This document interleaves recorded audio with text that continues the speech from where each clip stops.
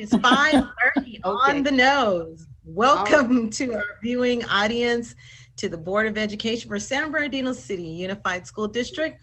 And we will call this meeting to order, and we will start with the pledge. And I would like to ask if Dr. Sandra Rodriguez would lead us in the pledge. Absolutely. So if we could all stand and put your right hand over your heart. Ready, begin.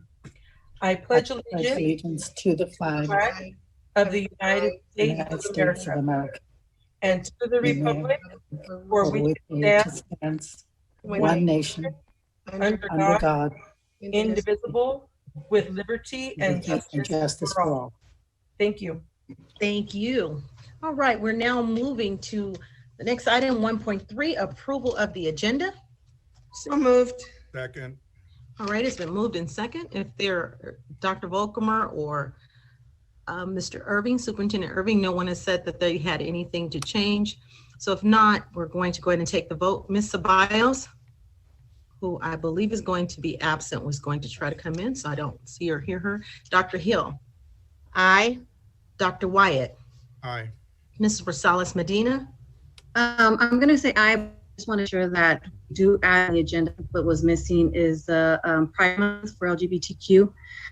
So I would like to have that added, but I do approve it. I just wish we would have had it beforehand. Thank you. Okay. Mr. Tillman. Aye. Dr. Flores. Aye. And Dr. Dowdy Rogers, aye. Motion carried. Thank you so much. We are now at 1.4, Inspirational Message, and that is coming from Dr. Flores tonight. Dr. Flores. Good evening, everybody. I'm going to share 3 aspects today. In Lcf, from Mayan philosophy, gratitude and blessings.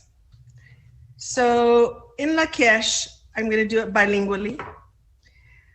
Tú eres mi otro yo. You are my other me. Si te hago daño a ti, if I do harm to you, me hago daño a mí mismo. I do harm to myself. Si te amo y respeto, if I love and respect you, me amo y respeto yo. I love and respect myself. The Mayans believe that we do not exist as separate entities. We exist from our belonging in relationship with the community and with everything that surrounds us.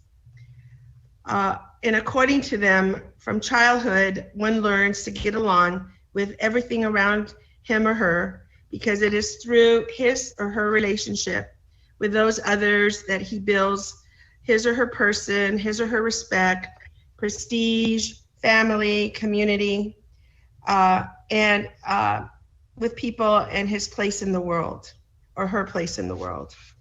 And it's very, very profound in terms of us coming back together in terms of respecting each other. But I love that I am you, you are me, we are one. And that whatever I do to myself, I do to you. And so love and respect to everyone. Gratitude. What is gratitude? Every language in the world has a way to say thank you.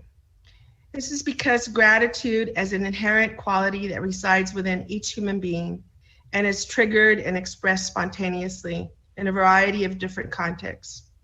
Gratitude is a feeling that spontaneously emerges from within. Gratitude is a habit of the heart. The daily practice of gratitude keeps hearts open regardless of what comes our way. Alex de Tocqueville. Gratitude as a virtue. Virtues are qualities that support the inherent goodness that resides within each human being. The cultivation of gratitude develops character. It engenders other virtues such as generosity, humility, compassion, wisdom, joy, integrity, and trust. And with that, gratitude is a blessing. Blessings are those experiences we hold as the good in our lives. To bless is to sanctify, to recognize the presence of grace. Blessings are gifts that open doors to healing, connections, meaning, and transformation. So in closing, we ask for blessings as we welcome a new leader, Mr. Irvin, into our district. And we give our gratitude to Dr. Volkemer for his steadfast leadership, integrity through one of the worst crises that we have had. And the blessings are in order as well for all of us as we move forward together. Together, we are one. Together, we are blessed. Together, we give gratitude to where we've come. And that includes the board, the cabinet, all our administrators, directors, our parents, our children, and especially our teachers and staff who are there, the backbone, for our children and ourselves. And I feel blessed that we are together. I know that our board is one, we're united, and we have the best interests of our whole community and our district. And so I leave us that with those blessings for all of us as we move forward. Thank you. Thank you, Dr. Flores. We will now move to 2.1, resolution in recognition of Juneteenth, National Freedom Day, a day of an observance. And Mr. Tillman, can you read that for us tonight? My pleasure, Madam President. Whereas Juneteenth, also known as Juneteenth Independence Day, Emancipation Day, Emancipation Celebration, and Freedom Day, is the oldest African-American holiday observance in the United States. And whereas in August 1619, the first documented Africans arrived in the English colony of Virginia and sold as involuntary laborers or indentured servants. And whereas on September 22nd, 1862, President Lincoln issued his celebrated Emancipation Proclamation. And whereas prior to the end of the Civil War, on January 31st, 1865, Congress passed the 13th Amendment to the United States Constitution, which abolished slavery throughout the United States and its territories. And whereas Juneteenth, or June 19th, 1865, is considered the date when the last slaves in America were freed, almost 2.5 years after President Lincoln issued the Emancipation Proclamation. And whereas the governor shall proclaim the third Saturday in June of each year to be known as Juneteenth National Freedom Day, a day of observance, therefore be it resolved that the Board of Education of the San Bernardino City Unified School District hereby recognizes June 19th as Juneteenth and the third Saturday in each June of each year to be known as Juneteenth National Freedom Day, a day of observance, and urges people to join in celebrating Juneteenth as a day to honor and reflect on the significant role that African Americans have played in the history of the United States and how they have enriched society through their steadfast commitment to promoting freedom, brotherhood, unity, and equality. So moved. Second. Thank you. It's been moved in second. If there's no further discussion, we'll take the vote. Dr. Hill? Aye. Dr. Wyatt? Aye. Ms. Rosales Medina? Aye. Mr. Tillman? Aye. Dr. Flores? Aye. And Dr. Dowdy Rogers, aye. Motion carried. Thank you. We're now moving to 3.1 for closed session. Mrs. Cunningham, are there any comments? No, there are no public comments for that. No public comments. All right. At this time, board, we will log out, and to our viewing audience, we will return shortly. All right. We are now coming back from closed session, and we will now move to 4.1. Appointment for elementary school principals, human resources. Be it resolved that the Board of Education approves the appointment of the following employees. Christopher Tickell, elementary school principal, Henry Elementary School, effective date, work year, and salary to be determined. Christina Tesmer, elementary school principal, Bradley Elementary School, effective date, work year, and salary to be determined. Ernesto Calles, elementary school principal, Cypress Elementary School, effective date, work year and salary to be determined. Madam President, just point of order. In the past, we always taken them individually. We don't And do let me just check, Ms. Cunningham, I know we placed them all together this time. Yes, madam. That's how they were sent to me. And so I Okay. just left them that way. All right, well, I want to be here. Let's just do them one at a time. No, I don't have a problem doing it, but I If just we don't, can't, if we're able to do it. right, because there are times when, Right, you know what I mean? It should be done individually. Right, if we make a common practice, it's better that way. right. Well, it Okay. should be done individually. I just want to be clear to the board. They have to be Well, voted on let's go individually. ahead. Okay, let's go ahead and do them individually.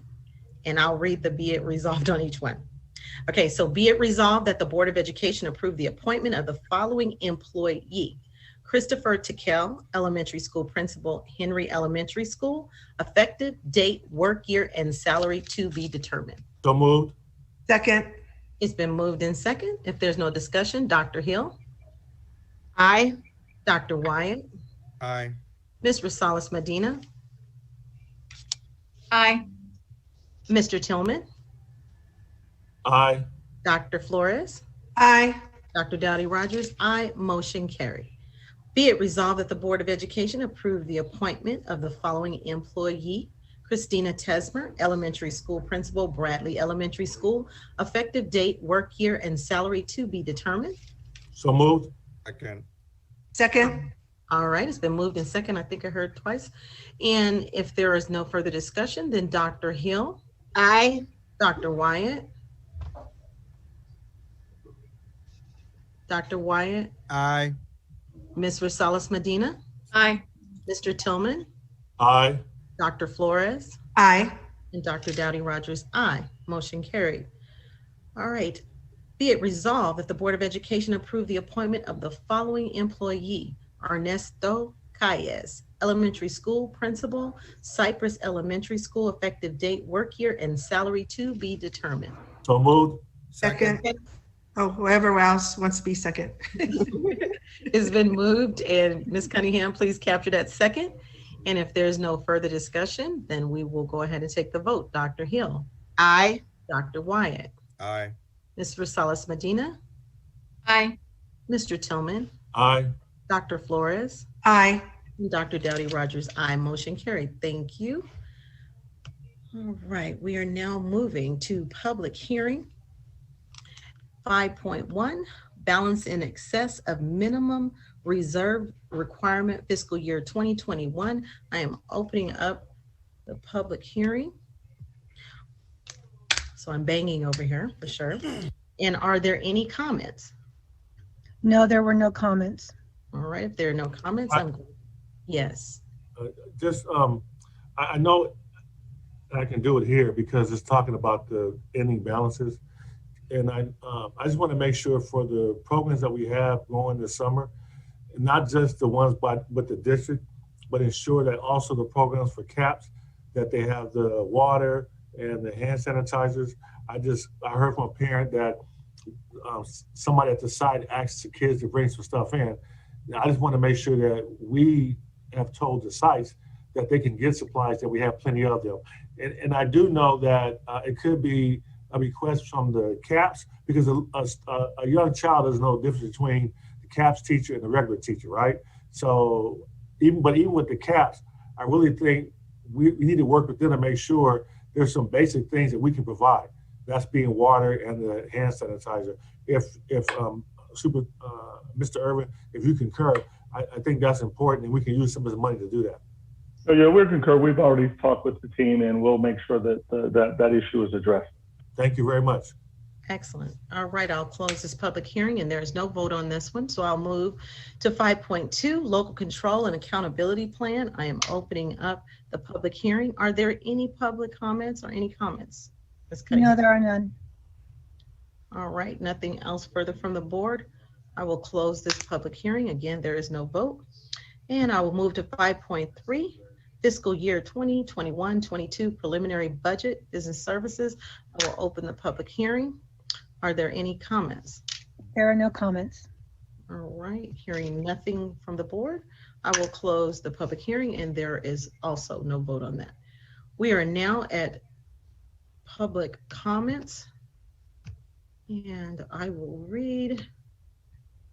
This is the only time the public will have an opportunity to address the board on items not on the agenda and within their subject matter jurisdiction, such as district policies, procedures, programs, services, or fiscal matters. Pursuant to the provision of the Governor's Executive Order N29-20 dated March 17, 2020, certain requirements of the Ralph M. Brown Act are suspended. If you would like to make a live comment at district board meetings, a registration form is required. Forms can be found on the district's website and Facebook. This registration form is available for 24 hours prior to all scheduled Board of Education meetings and will close at 4:30 p.m. on the day of the meeting. Public comments are limited to 5 minutes per person, and all comments submitted on one subject will be provided no more than 30 minutes total. A timer will be visible on the screen during your comments. We ask that you monitor your time. Participants are reminded that any inappropriate language or images will forfeit their registration and they will immediately be removed from the meeting. Speakers are cautioned that under California law, no person is immune from liability for making intentionally false or defamatory comments regarding any person simply because these comments are made at a public meeting. Ms. Cunningham, are there any public comments tonight? Yes, Madam President, there are. We'll start with Janice Kuhn. Ms. Kuhn, if you're available, will you please unmute? Hello. Hello. Oh, good. You can hear me. Yes. Good evening. Thank you, Madam President, Dr. Dowdy Rogers, Superintendent Irvin. Thank you so much for letting me speak. I am Janice Kuhn. I work for Omnitrans. I have a soft spot for San Bernardino. My parents were teachers there for 35 years. That's not why I'm here tonight. I wanted to tell you about a program that we're launching in August. It's called Free Fares for Schools. And we are allowing all K through 12 students within our service area free fares. They can go to school, they can go to the mall, they can go anywhere for free, August 2021 through February 2022. And this program is going to be great because it will coincide with the openings of school again, hopefully in August. And as you know, there's a measurable link between access to transportation, school attendance, and graduation. And Omnitrans wants to provide equity to the region and to help build the next generation of success of riding the bus in our community. Upon completion of this pilot program, we will seek program and stakeholder funding similar to our Go Smart program, which is a program that all of the colleges locally participate in where they're allowed free fares. Our next step and what I'm asking for today is help in pointing me in the direction of someone to coordinate this with. The program is free, but we will be putting stickers on students' IDs. That's what will allow them to ride the bus for free.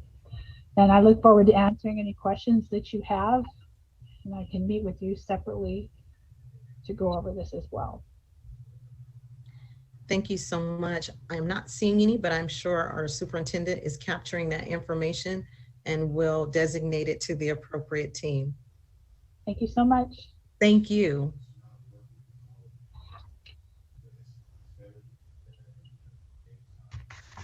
Our next speaker is Valerie Leonardi. Ms. Leonardi, if you can please unmute. Before I begin, I have a question. Dr. Leonardi, I accidentally sent the email for his cell phone and not to an email address. So he's like, I haven't received a link. And I'm like, oh, sorry. Is there something that can be done or no? Can I send him the link from this one, from the one that I have, or no? Are you indicating who filled out, who completed the registration form? I filled out the registration form for him. That will be the one assigned to. It's not a email. It's just unfortunately, I used his text message. I didn't realize.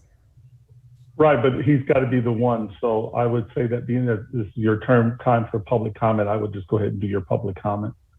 Okay, Then what I'm going to read is the letter from Dr. Leonardi, and I am sorry that I filled out the form incorrectly.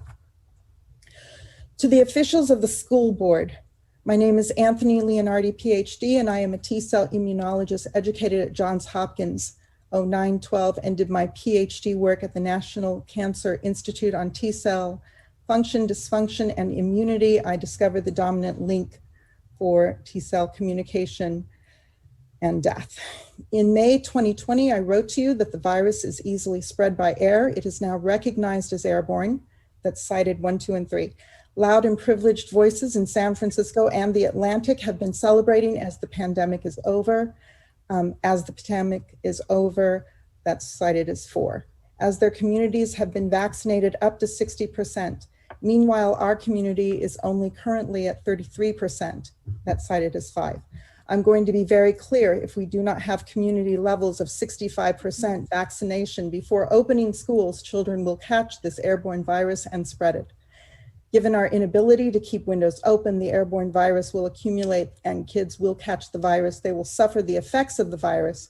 1% of them will be hospitalized per the CDC, cited as 6, and they will go on to infect their families. The variants in circulation in California right now infect children even more, citation 7. The UK opened schools early in Bolton and saw kids rise in infections 200%, and the generation of their parents followed soon after, citation 8. I'm imploring you once again to build up immunity with vaccinations before opening. If the adults are not responsible enough to be vaccinated to bring the community level up to 65%, children should be vaccinated before filling windowless classrooms with people. I am staunchly opposed to children catching this virus for their immunity. Why? The virus is able to track into important neurological systems responsible for the taste and smell in children, cited 9. We do not know what long-term effects will be, and there have been reports of Parkinson's-like manifestations, citation 10. It is a waste for people to catch this virus when vaccines are available.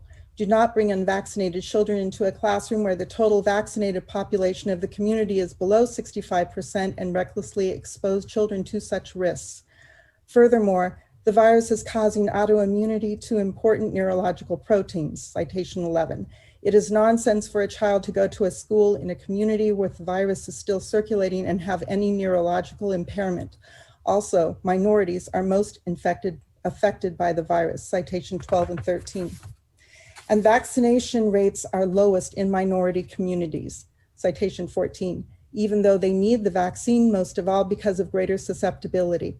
Finally, we have evidence of the Delta variant, formerly known as B.1617, infecting people hours after an infected person was in the room and even outdoors, citation 15. Therefore, people cannot share air without risking transmission of this variant. I recommend school systems spread information about how important it is to vaccinate in order to reopen schools safely. If the adults in the community will not vaccinate to 65%, then children should be vaccinated before returning to the classroom.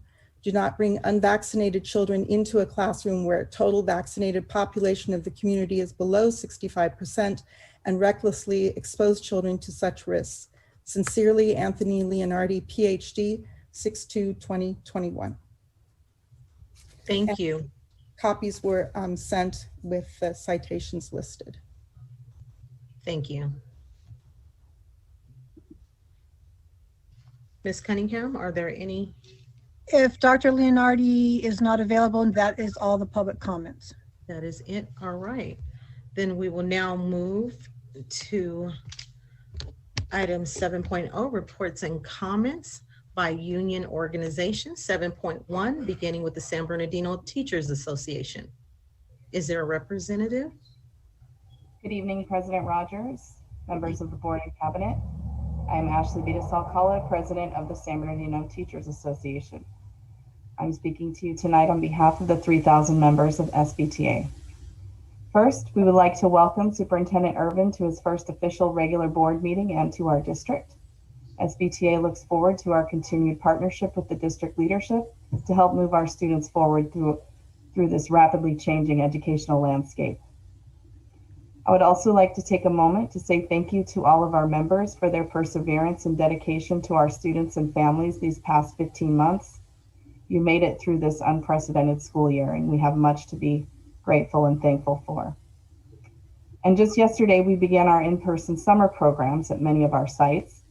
I know that our educators were anxious and excited to see our students in person, as our students were to see their teachers. I heard from several different sites that things have been going smoothly so far.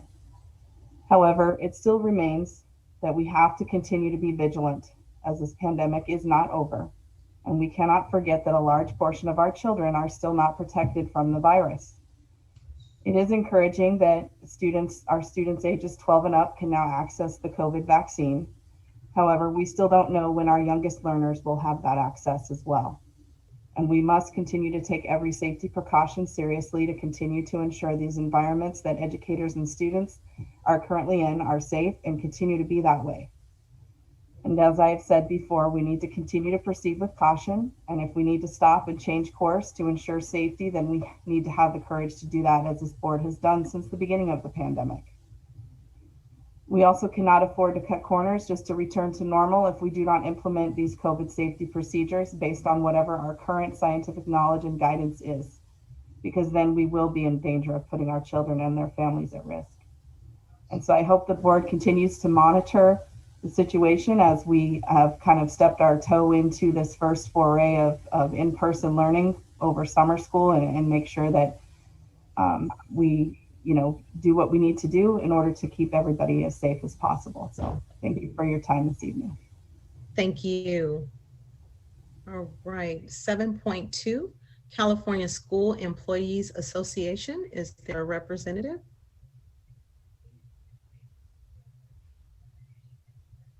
All right, 7.3, Communication Workers of America.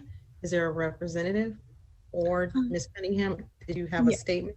Yeah, Madam President, Teresa sent me something. She asked if I would read it since she couldn't be here. Good evening, honorable board members and staff. This is Teresa Hunter, CWA Local 9588 Area Vice President. As part of the district staff team that visited some of our schools yesterday, we are pleased to note that SBC USD schools are well on their way to being welcoming, clean, and safe learning spaces for our students who started summer school yesterday. Thank you to all classified and certificated staff who worked so hard to accomplish this while incorporating all safety protocols. And thank you to all guest teachers who have stepped in to help provide a great summer school experience for our students. Have a great evening. That's it. All right, thank you. And lastly, 7.4, San Bernardino School Police Officers Association. Is there a representative on tonight? If not, we will move to 8.0, our presentations. 8.1, we will be hearing on our Citizens Oversight Committee 2020-2021 annual written report, and we will now welcome Ms. Gloria Macias-Harris. Good evening. You already mentioned my name, I'm going to do it again. It's Gloria Macias-Harrison, and I'm the chair of the Citizens Oversight Committee for Measure T since 2004, and also for Measure M. And we do not determine how bond measures are financed and how they're spent, but our job is to make sure that whatever was promised the citizens who voted for the bond measures, that those projects are completed and run in compliance with the promise made through the bonds. I have to say that the San Bernardino Unified School District is in compliance in finances and its projects. You should have before you a report that was put together that lists all of the projects that have been accomplished through the bond measures. And when you look at the enormity of the projects, I have to say a special thanks to the whole Department of Facilities and Planning and Development. In spite of this last year being a difficult time, following safety protocols, and even though would have made it, it seems logical that it would make everything go smoother because there weren't any staff or students at the facilities. But at the same time, trying to make sure that all the workers are safe and doing the projects is a difficult thing. So I have to give Tom Pace and the whole department kudos for getting it done. There's some wonderful, if you look at the timeline, you will see all the new campuses that have been accomplished, the modernizations that have been accomplished, deferred maintenance, upgrades, especially on the HVAC, since you were just talking about summer session. And one of our concerns was to make sure that the HVAC was working for summer session. And remodeling, such as the libraries and the kitchens, I think all of that is moving along very well. And like I said, for us as a committee, has been challenging because we have not been able to tour the facilities, but virtual tours were made available to us, so I thank them for that. And the only thing I can say as far as our committee is concerned, we're looking for 3 members. We will have 3 vacancies coming up. And so we will be looking for people that fit the categories that are specified for the Citizens Oversight Committee. And I give kudos to everybody, senior staff, and especially the Department of Facilities and Planning and Development. And that's my report, Madam Chair. Thank you so much. We definitely welcome good news, so we appreciate you and the committee for reviewing us. Mr. Tillman? I just want to say thank you. I appreciate your work. Absolutely. All right. Thank you so much. And I'm sure you'll be leaving us now. Yes, I will. Okay.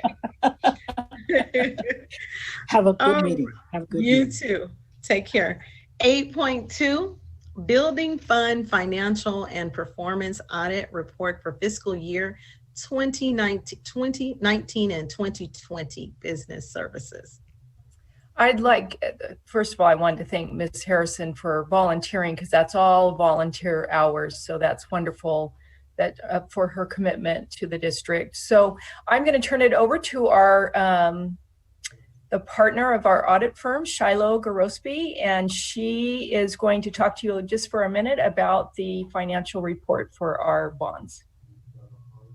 Good evening. Can everybody hear me okay? Yes, we can. Great. Thank you, Janie. I'm Shiloh Gorospe, and I'm going to go ahead and present for you the audit results for the June 30, 2020 Measure T and Measure N. I will go ahead and share my screen so that I can show you the report as I'm covering a couple of the key pages. So please let me know if you are able to see that report. We can see it. Great. Yes. There we go. Make it a little bit bigger. So as I mentioned, this is the June 30, 2020 financial and performance audit for both Measures T and Measure N. As you're aware, under Proposition 39, both a financial and performance audit are required for each of those measures. And the first portion of our report, as I scroll through, is the financial audit. The goal of the financial audit is to provide an opinion on the financial statements as of June 30, 2020, regarding whether the financial statements are materially stated based on our audit. And so our audit for both Measure T and Measure N is an unmodified opinion. So that means that the financial statements as presented are materially stated. It's a clean report on the financial statements for Measures T and N.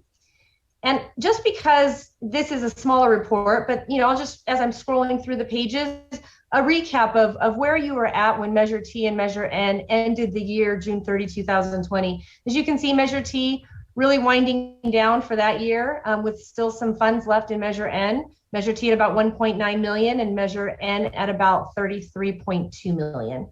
That's just informational for you.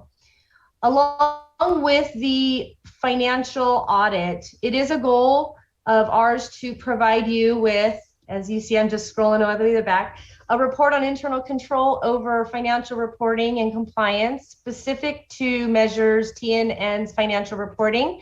in accordance with our governmental auditing standards. And so what our goal of that report is, during the course of our audit, we have to obtain an understanding of internal controls and processes.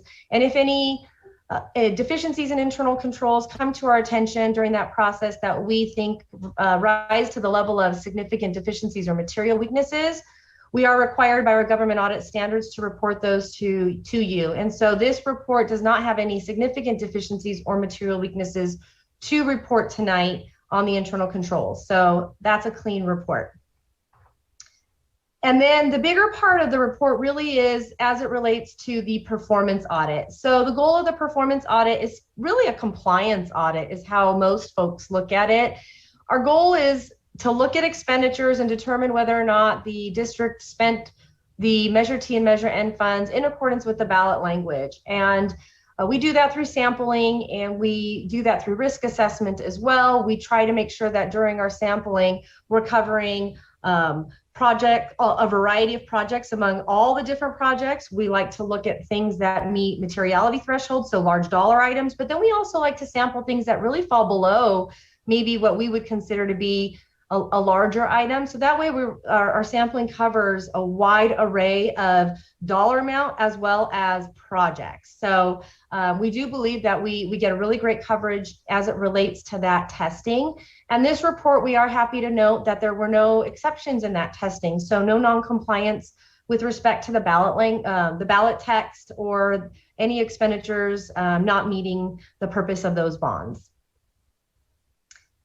And I'll just scroll. So, I talked a bit about how we do the sampling, and I think it's an important component to what we do. This page of the report really walks you through some of that. Under the methodology, we really talk through what we looked at, how we selected our sample, and what our coverage looked like in the end. So for example, if you look at number 3 under that methodology section, while we looked at 17 transactions, totaling 2.2 million, and which was over 76% of the total. That's a very large coverage of expenditures as it relates to audit sampling in general. And then for Measure N, we were over 88%. So as I mentioned, we feel really confident with the coverage that we get in this level of testing. And then because this is also still an audit, we do also provide for you a letter to governance. Again, you've heard me say this when I've presented the district's reports to you. This communication letter is designed to provide information to you that's really outside the course of the audit. Did we have difficulties dealing with management? Did we have difficulties completing the audit? Were there any other elements of the audit that we, outside the report, that we needed to communicate to you that might be of significance? And so we didn't have any difficulties that we would be reporting in this letter. So as you read through that letter, you'll find that there's nothing of concern for you to know. And with that, as always, if there's questions or comments or anything that I can address, I'm happy to. All right, I am not seeing anything in the chat. Again, more good news. We definitely always appreciate that. It kind of makes us, I guess, speechless. Thank you, Ms. Grosby. You're welcome. Thank you, everybody. Have a great evening. Thank you. All right. So moving on to 8.3, budget and LCAP update.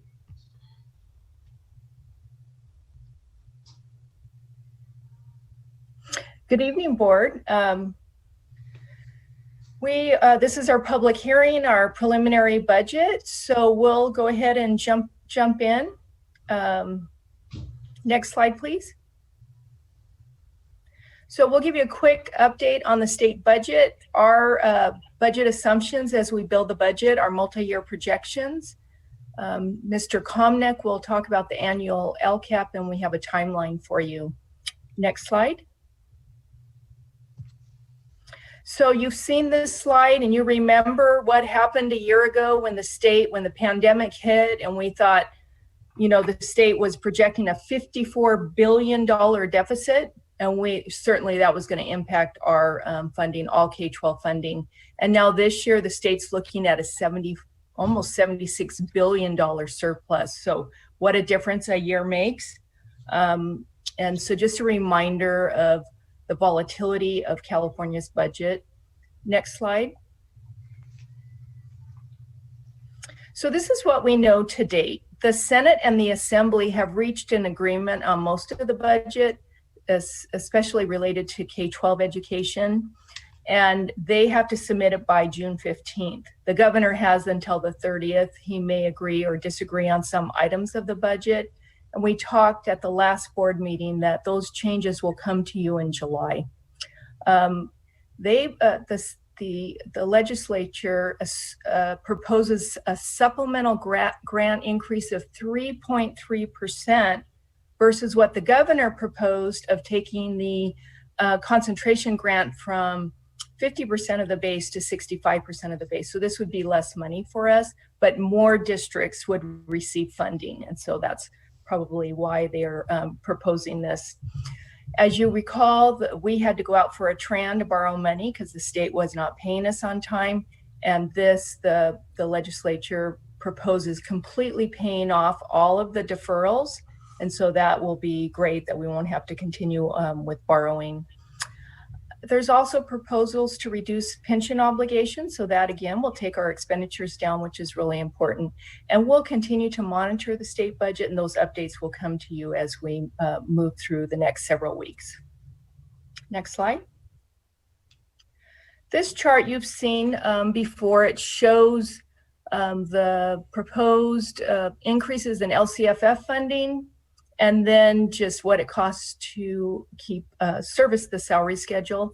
So I'm going to take you down one column. The first one, in 2021, we had a slight increase. We had a 0% COLA, but there's always updates with ADA and enrollment. So it's just a slight about $92,000 we received. Gave a 2% salary increase to all employees of $9.7 million. Step in columns, $5.8 million. Last year, when the budget was adopted, PERS and STIRS was reduced, so that helped a little, reduced by $3.7 million. Health and welfare, up $3.4 million. Still, we do a really good job. The health and the benefits committee does a really good job negotiating. So total increases of $15.3 million, but really not a COLA to offset that cost. In 21-22, we expect to get a 5.07 COLA, so about $24 million. This does not include whatever will happen with the supplemental concentration. We're not sure. We've reserved about $12 million in case that 3.3% increase goes through for supplemental and concentration. So down each row, you see the costs that are projected, and the $24 million for 21-22 has to cover the costs for both 2020-21 and next year and the budget year. And then we do projections because we're required to do multi-year projections to ensure that we can cover our expenditures moving forward. And you see that the costs continue to go up each year. 22-23 could be a very challenging year, and that just depends on our enrollment. We're going to know a lot more in September and October and for the first interim report. But you'll see such a small increase in 22-23 on that first line, and that's because we're projecting where we have that loss of enrollment that we experienced this current year. So the increase in funding from the current year through 23-24 is about $41 million, and then you see, and that's all the way to the right, and then you see each of those other costs, the cumulative increase, total major cost increases for this time period, $63 million. So, the revenue doesn't cover those costs by about $22 million. Next slide. Are you on a different slide? You mentioned $63 million. I don't see that on here. What do you? On the second to the last row, on the right column. It's 63.1. I had Gwen's face over it. Thank you. Mr. Tillman, was that your question? Because before she went to the next slide, I was going to ask you. It was not. Okay, you want to go ahead and ask? Yeah, so the slide before, can we go to that one first? Okay, so the number you said is 3.3%. that type of increase is different than the one that the governor proposed, increasing the LCFF concentration. You had said that number you thought might be 24 million. And what number is this going to be, the 3.3%? Approximately 12 million. Now, the LCFF calculator that we're required to use, FICMAT calculator, isn't updated for this, so Janet had to do it manually. So as soon as it's released and as soon as we know the exact adopted budget by the end of the month, we will have that updated number for you. Okay, and in the next slide, so just so I'm clear, because it says increases in LCFF funding. Am I to assume all these numbers are ongoing or not? Yes, these are the COLAs. Okay, so the 24 million, even though you showed 2 million in 2022, 2023, that's going to be on top of the 24 million, right? Correct, that's correct. And the 14 million is on top of that ongoing, right? Correct. Okay, so as long as the COLAs come through as projected. And does this number include that 3.3% you were talking about? No, so if you look at the very bottom, Mr. Tillman, does not include pending state approval of increased supplemental funding estimated at 12 million. And that is, could have strings attached. That's not showing up, right? You're not going down, there's my screen. Okay, it's at the bottom of the slide.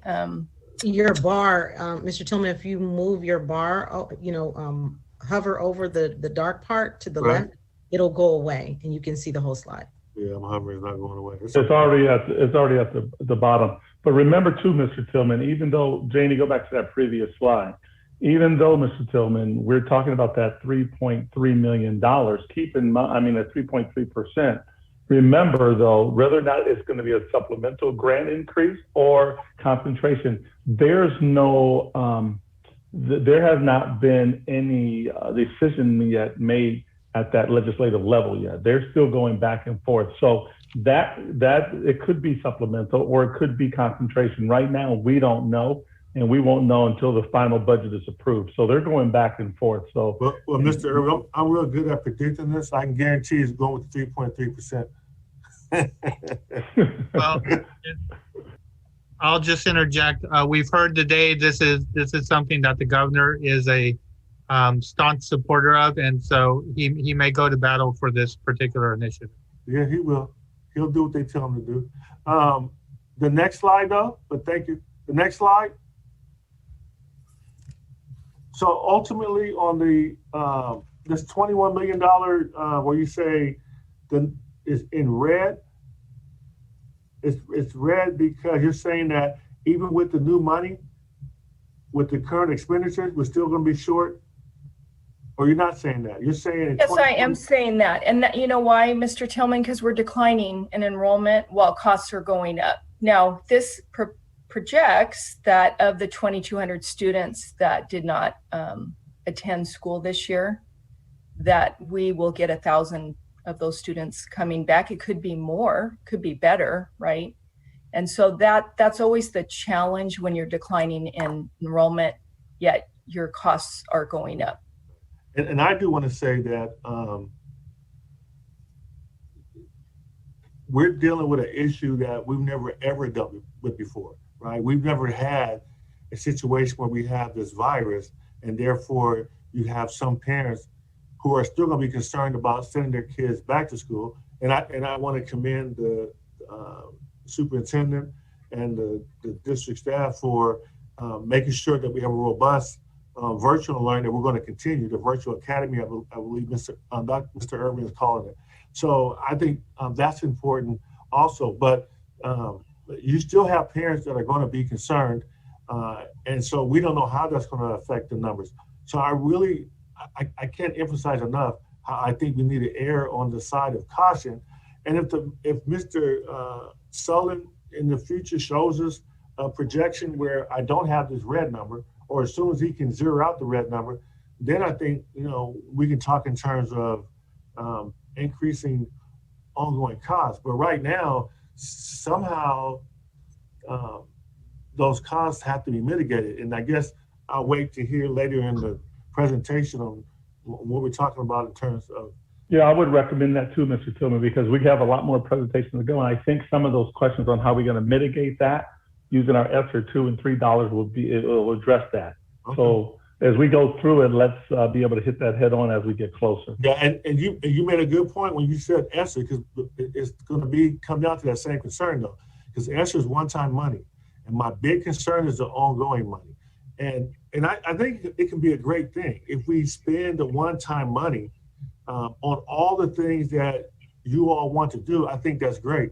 But the confusing part is going to be at the same time, we have to align our ongoing costs, but what's going to hit after the 23-24. This is the only thing that concerns me about this presentation, because really the big hit is going to be 24-25 when all the one-time money is gone. Or am I missing something?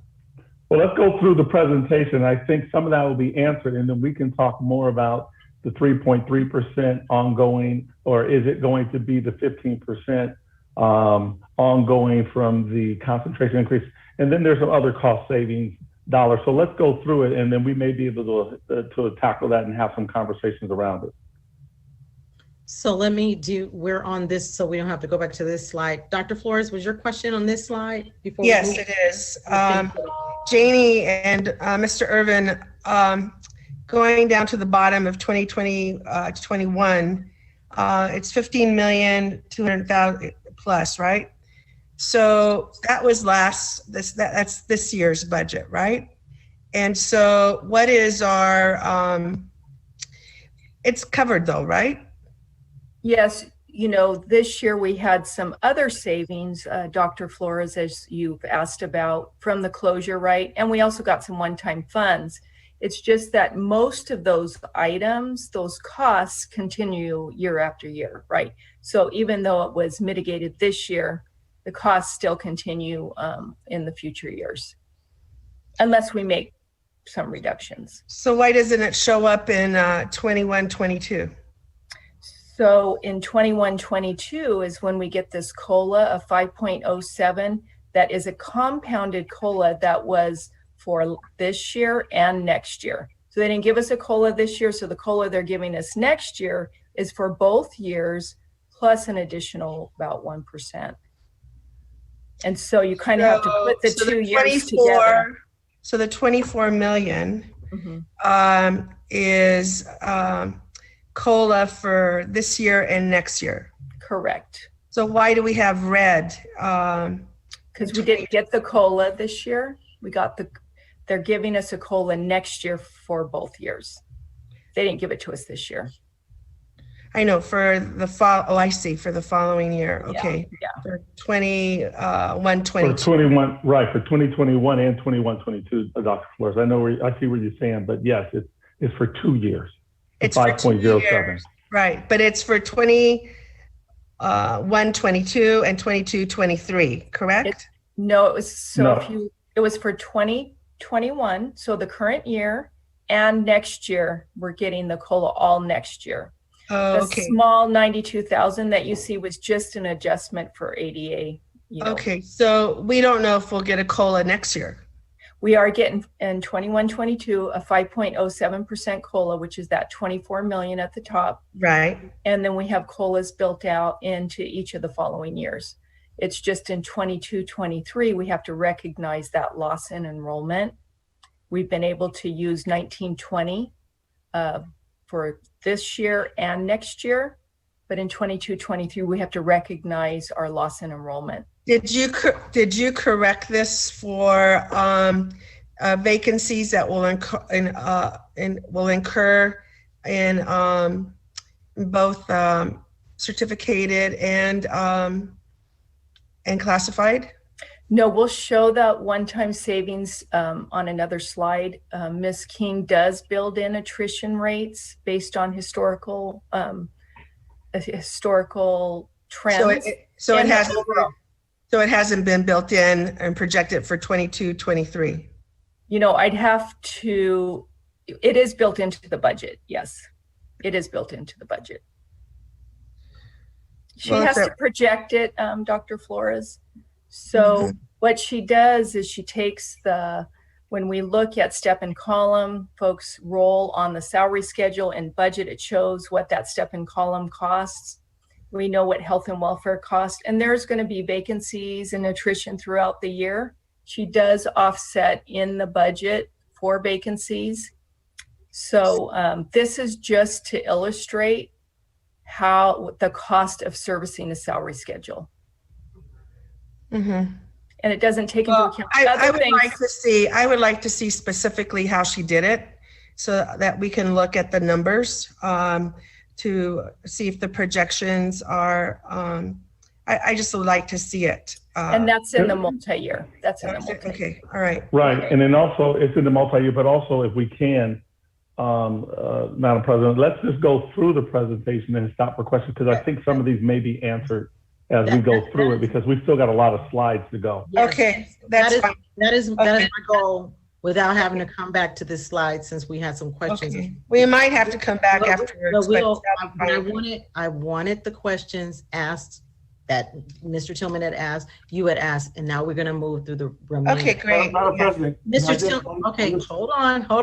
That's what I was going to ask you, Mr. Tillman. Did you have something to follow up on this one before she continues on, and then we'll take the questions at the end? I do, and it's very important.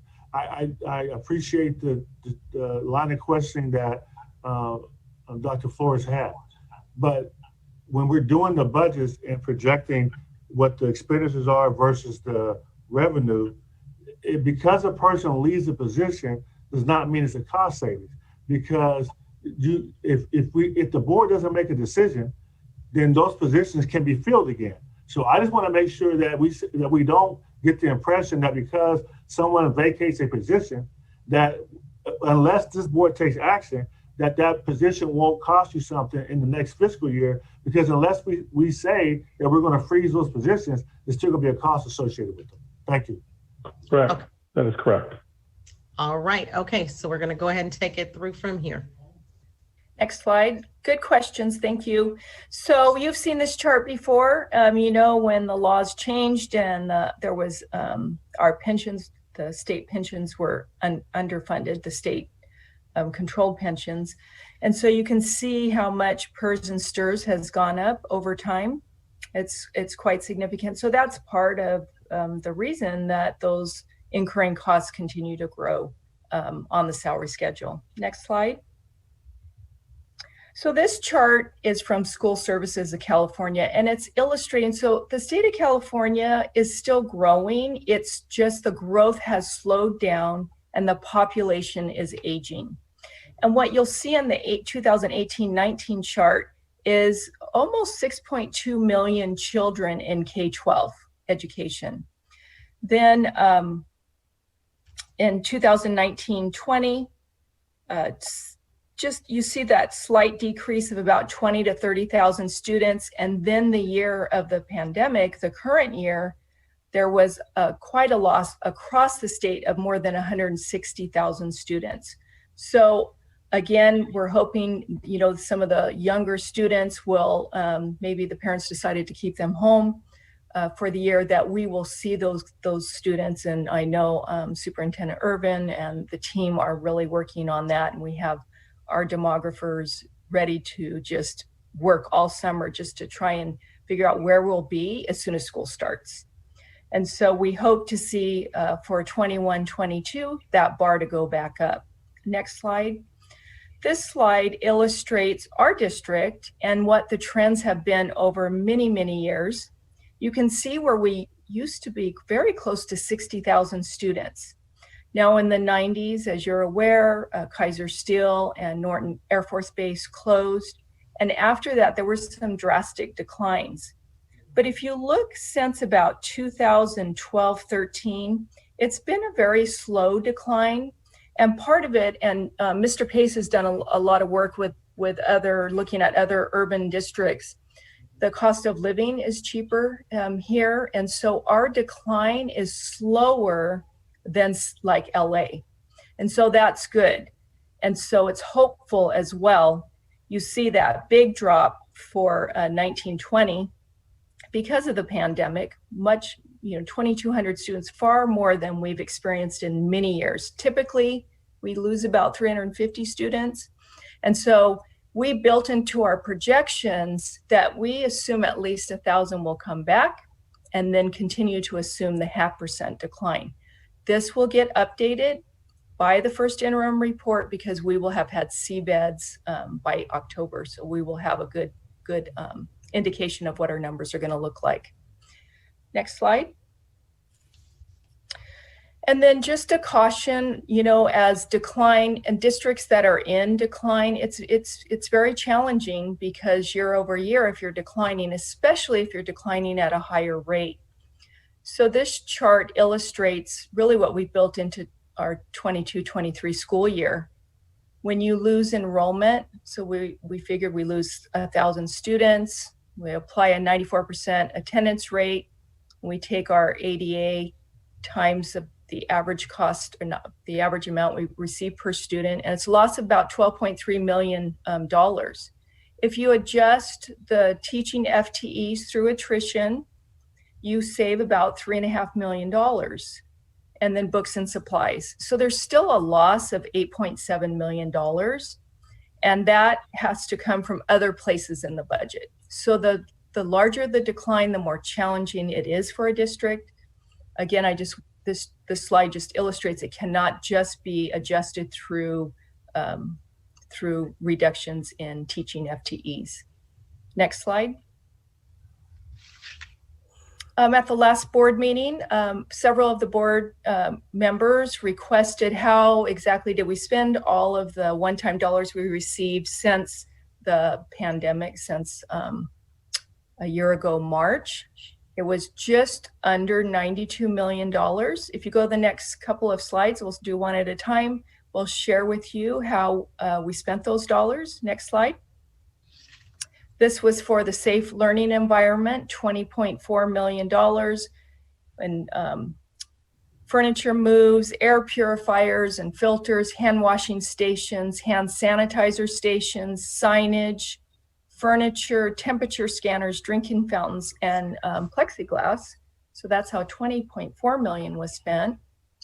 On the next slide illustrates the instructional support of $50 million, technology devices, connectivity and infrastructure, instructional materials, for teachers and students, planning, coordination, return to in-person additional hours, and teacher support. Now, this was just the one-time dollars. This was not the, our whole budget. These were how we use these one-time dollars. And so and the purpose of the dollars was to ensure a safe learning environment and distance learning. And so that's how these dollars were applied, and continuity of operations. So the next slide shows we continued serving meals. Over 7 million meals were served last year or through this year. And then continuity of operations, part of the budget language did not allow for layoffs or anything of the sort. And as you know, we have a structural deficit, so we use some to help with our budget as well. And that was $21.4 million. Next slide.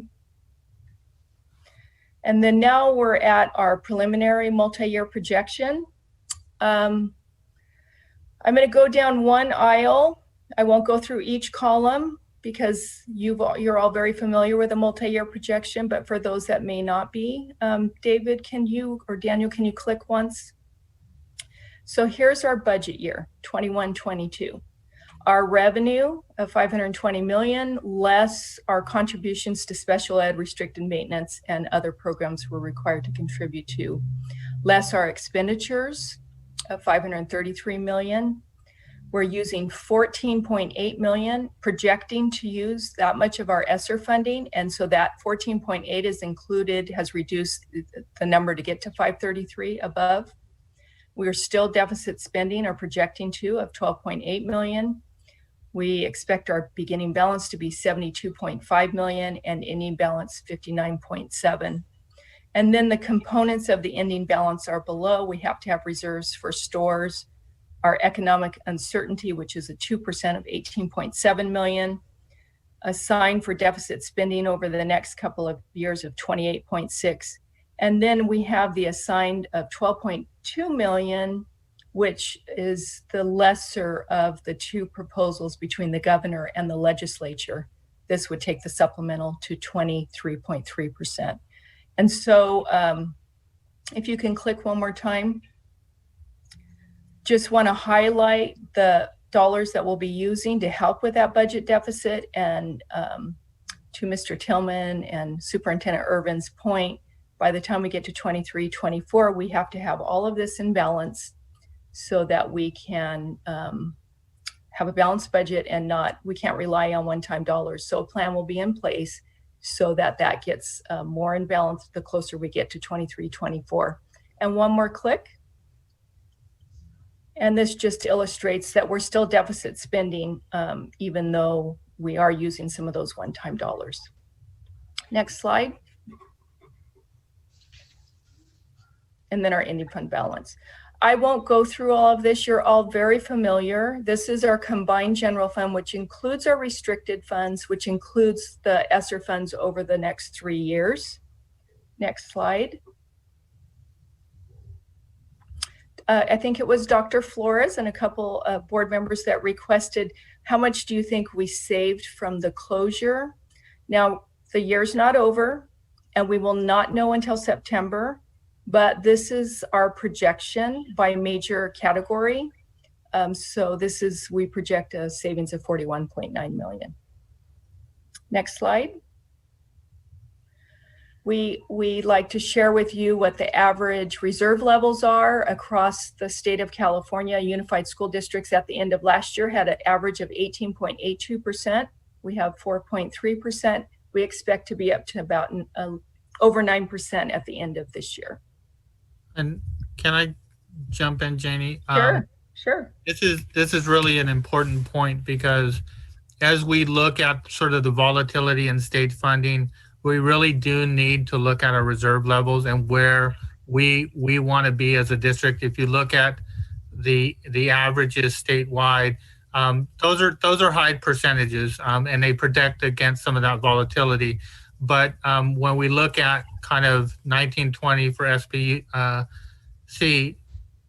4.3% is woefully low for a district of our size to remain, to sustain our operations and support, considering some of the volatility that we see in the past and then also potentially going forward. And we only need to look back to last year to see how we went from a decent budget during the governor's January proposal to staring down 10% cuts across the board. So the reserve levels is something that, along with sort of addressing the structural deficit, is the work that me coming in and the team will work on to really create a budget that can support all the initiatives and supports for our students to be successful, but also maintains and ensures our fiscal solvency for the long term.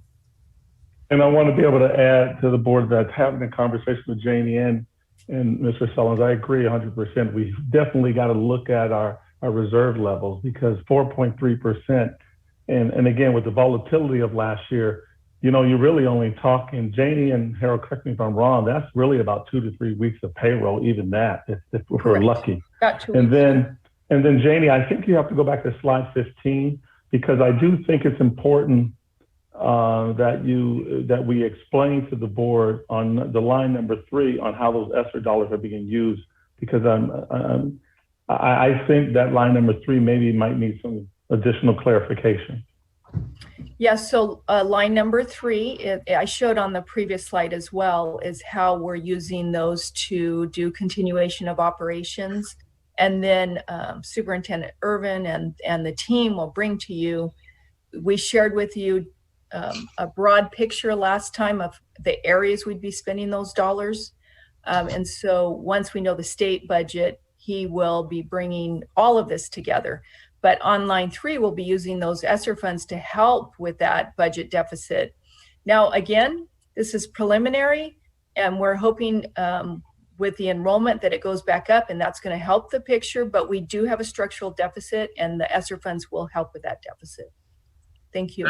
Next slide. Go ahead. I would just add, right now, as Jenny pointed out, it is preliminary. So if we engage and do some of the work in sort of identifying opportunities within the budget, there may be less reliant on some of these ESSER funds going forward, because we've been able to do some other things to get the budget in line. So right now, preliminary, this is what's going to support the budget and the deficit spending that's occurring. But that doesn't mean that will necessarily continue to be used as we sort of work to refine and get our budget back in line in some areas.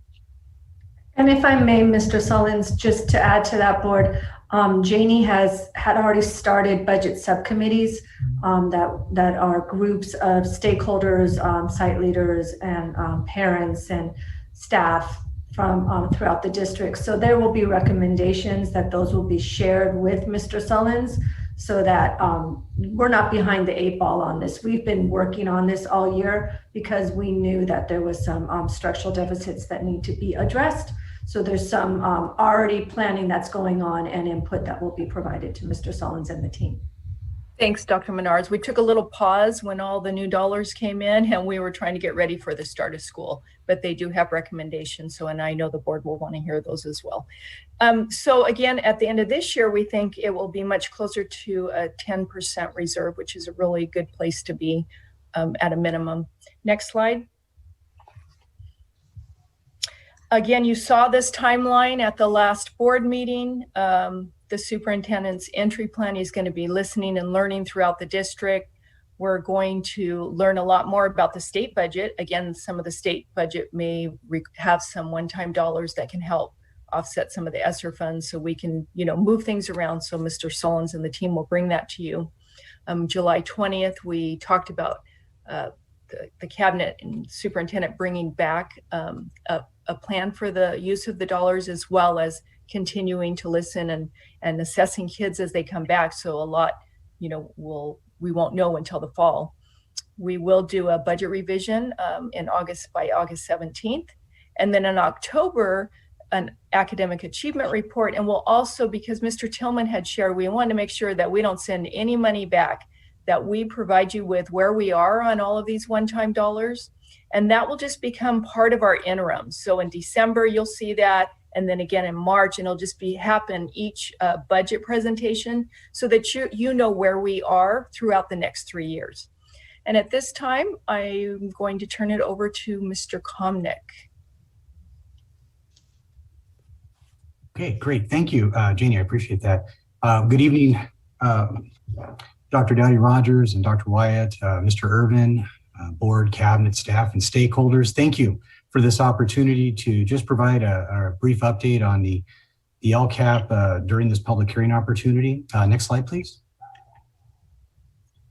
I wanted to share with you the robust stakeholder input process that we've put into place for the 2021 school year.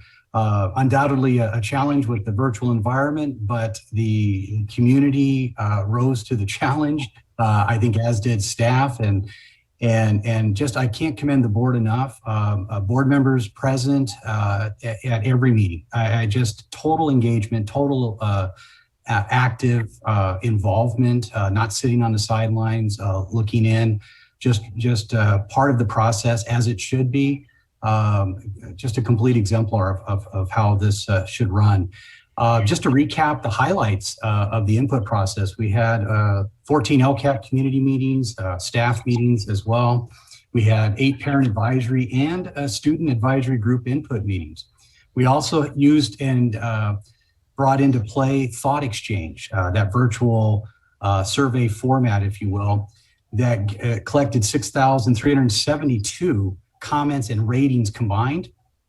And an additional, prior to that, we had the Google surveys. We had another 1,300, over 1,300 survey responses collected during 2021.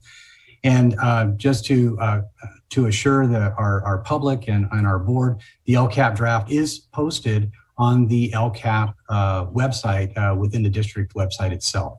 So the draft is there. It can be reviewed. There's also a link that we've included, a Thought Exchange link, a Google survey link, I believe, that will help capture any additional input that a stakeholder might have after looking through the draft plan. Next slide, please.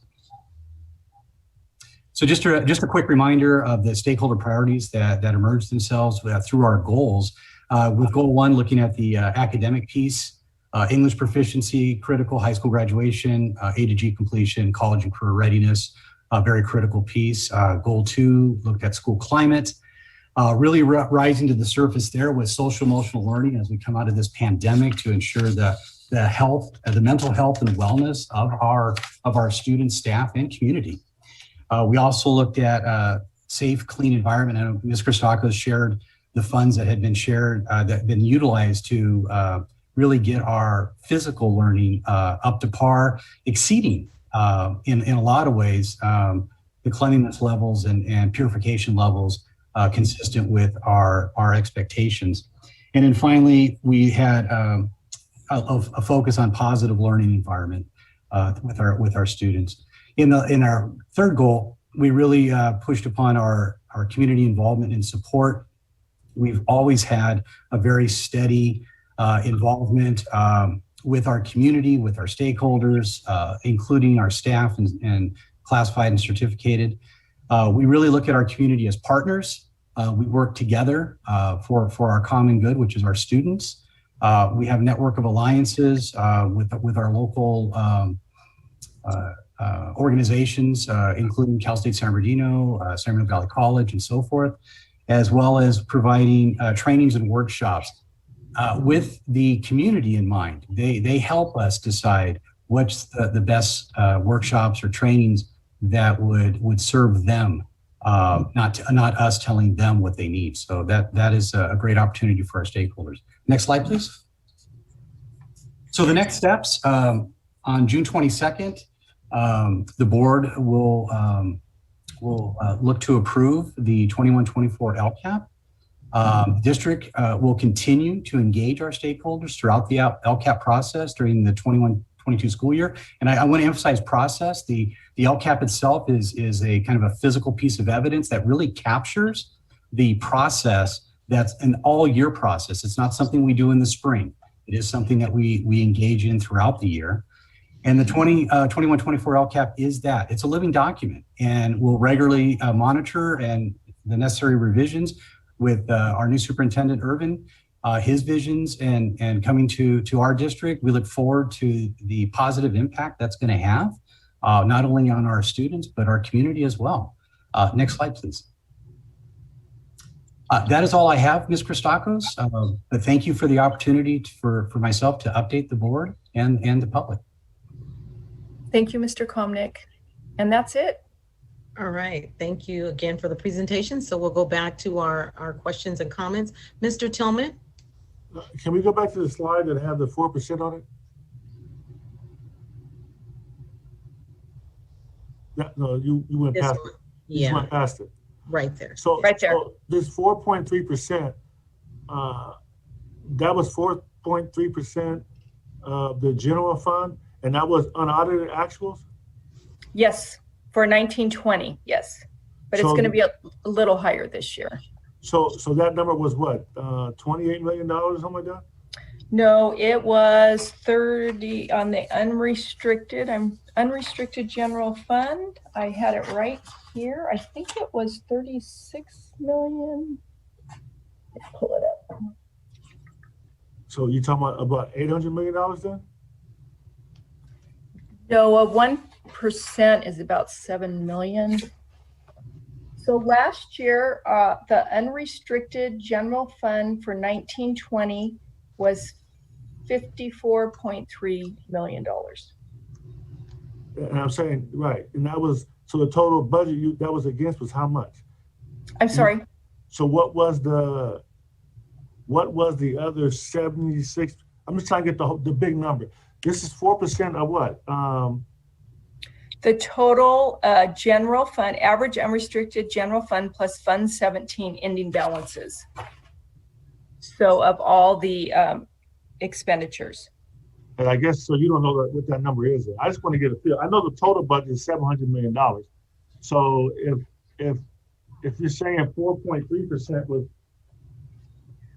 I'll get you the calculation.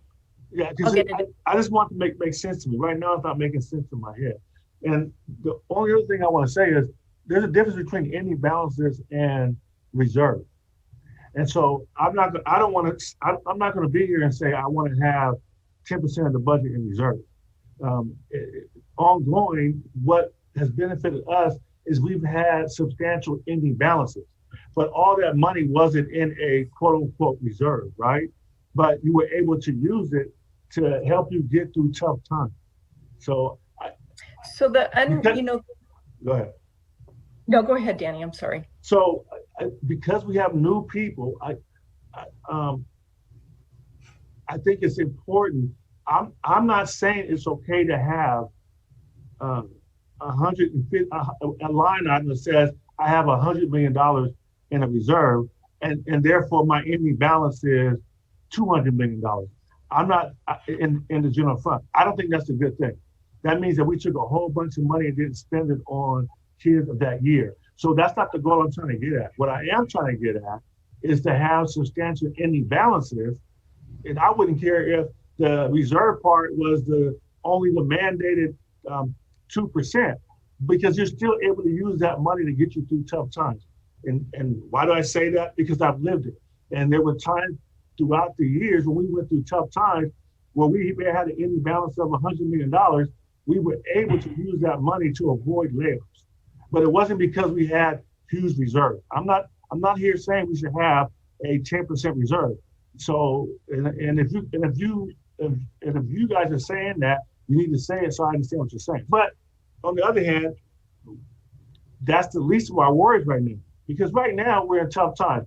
And what I need to have, and I'm glad Mr. Solins has spoken up tonight, because you can't have it both ways. You can't say you're going to spend money on a new position and find a way to offset ongoing. Normally, I don't like projected estimates on a budget in the out years, but this is a unique time because there is money ending in 23, 24.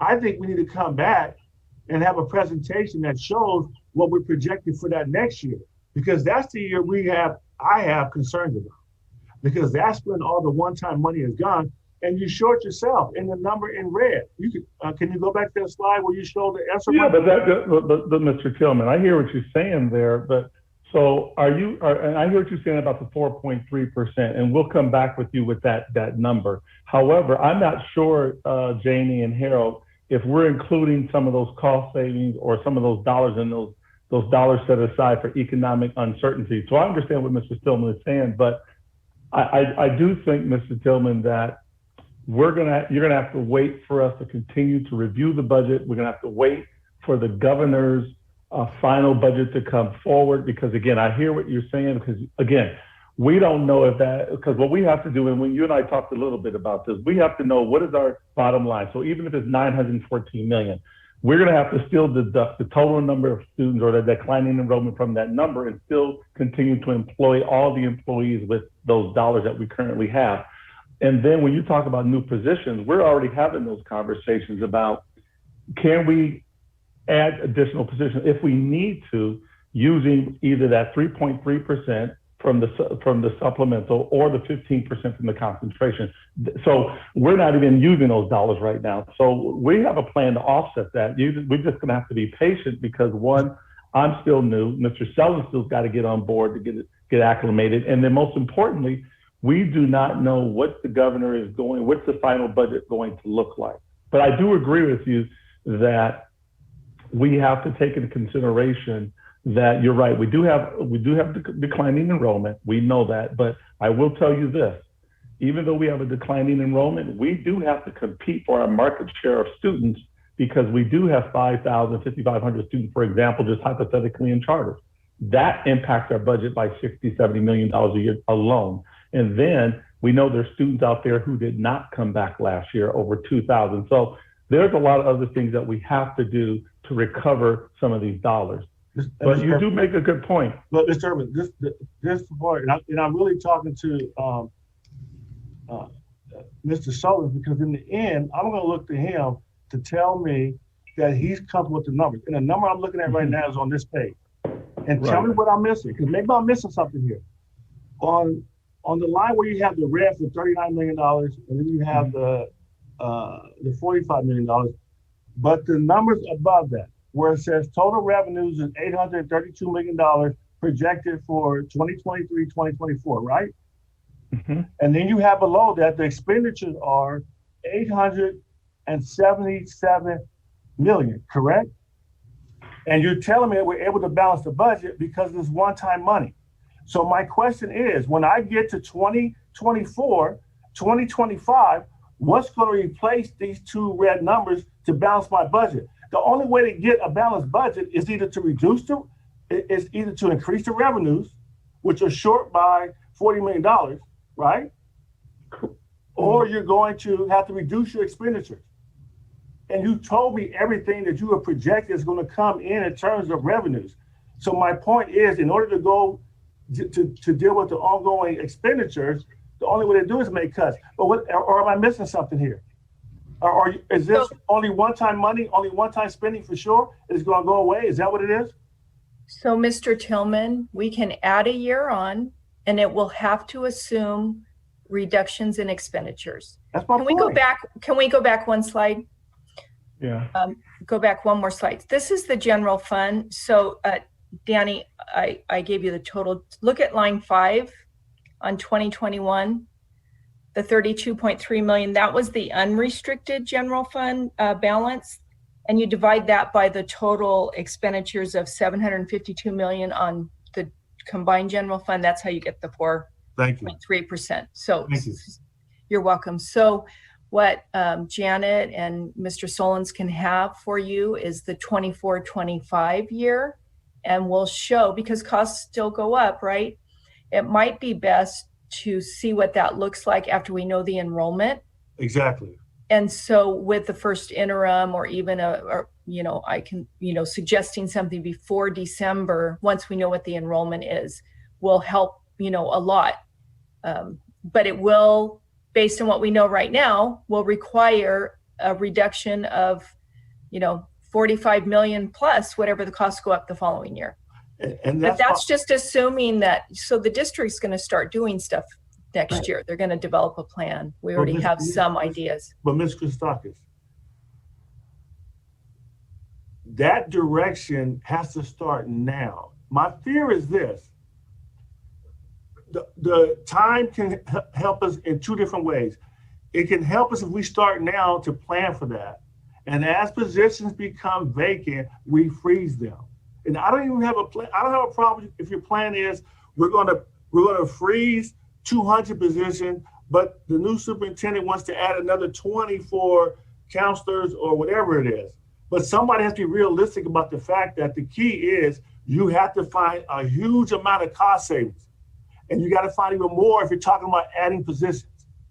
And I just want to make sure that discussion is starting now, and there's a sense of urgency, because that has to happen now. If it doesn't happen now, this is the first time ever they've told us you have declining enrollment, and we're going to let you go 2 years before you have to realize and structure your budget to factor that in. We were lucky the state did that, but that day becomes the day of reckoning, becomes after this one-time money is gone, and that's what my fear is.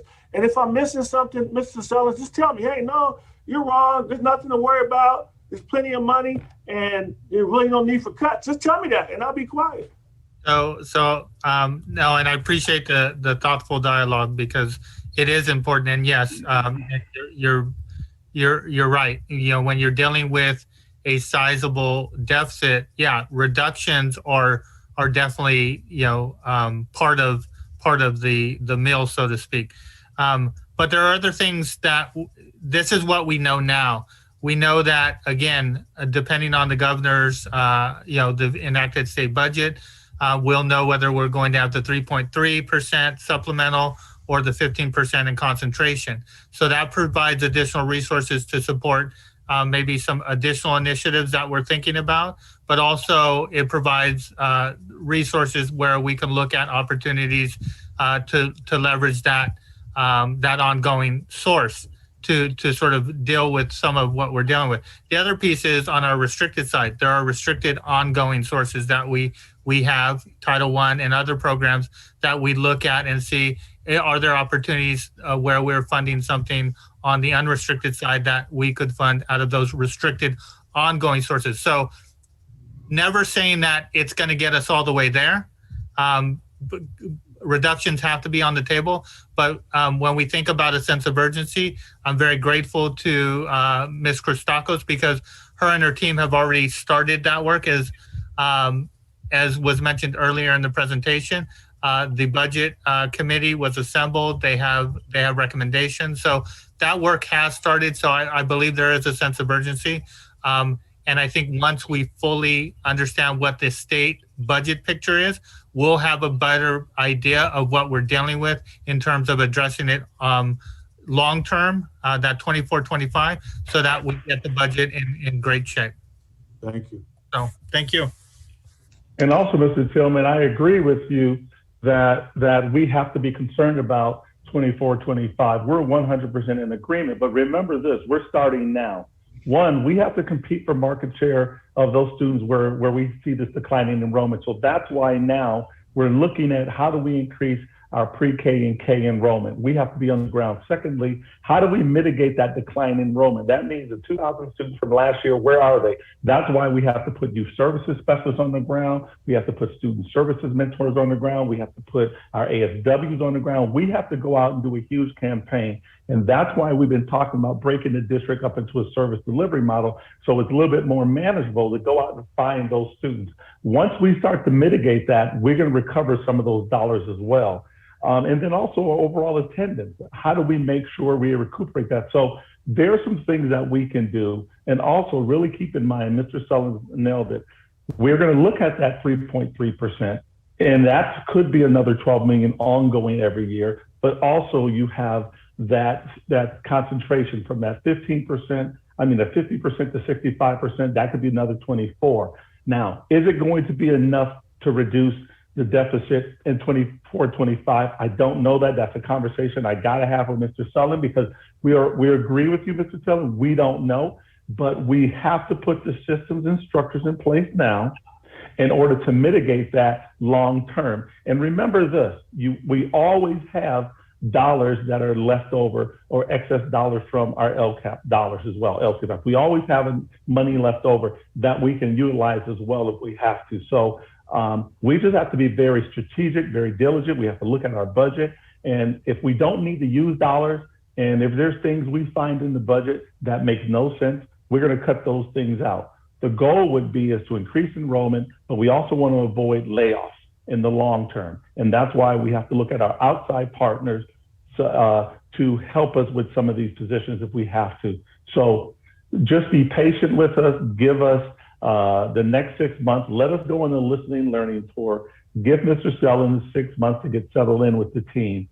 And as we bring over the service delivery model, we are going to be thinking 24-25, and we're going to backwards map that. But let's be clear, we have to use some of these ESSER dollars to help reduce that deficit over the next 3-4 years. Now, it is a lot of money, Mr. Tillman. I am not going to disagree with you. That's a lot of ESSER dollars. But at 24-25, we got to have a plan, because if not, we're going to still have a structural deficit. And we're trying to avoid that. And that's why we're putting systems in place now. And I'm not sure if anybody else on the team have any thoughts on that, but I think that we hear you, Mr. Tillman. Thank you. All right, thank you. Dr. Flores? Yes, let's stay on this slide. In 2021, line 3, I guess I don't understand why we have a 20 million deficit and it's on operations, when we had savings since nobody was in school. So Dr. Flores, that's just showing, I wanted you to know that that is 20 million we used from the those first rounds of funds to reduce our expenditures on line 2. So I'm just showing you that line 2 would have been 20 million higher had we not used those funds. That's all. But nobody was using the buildings.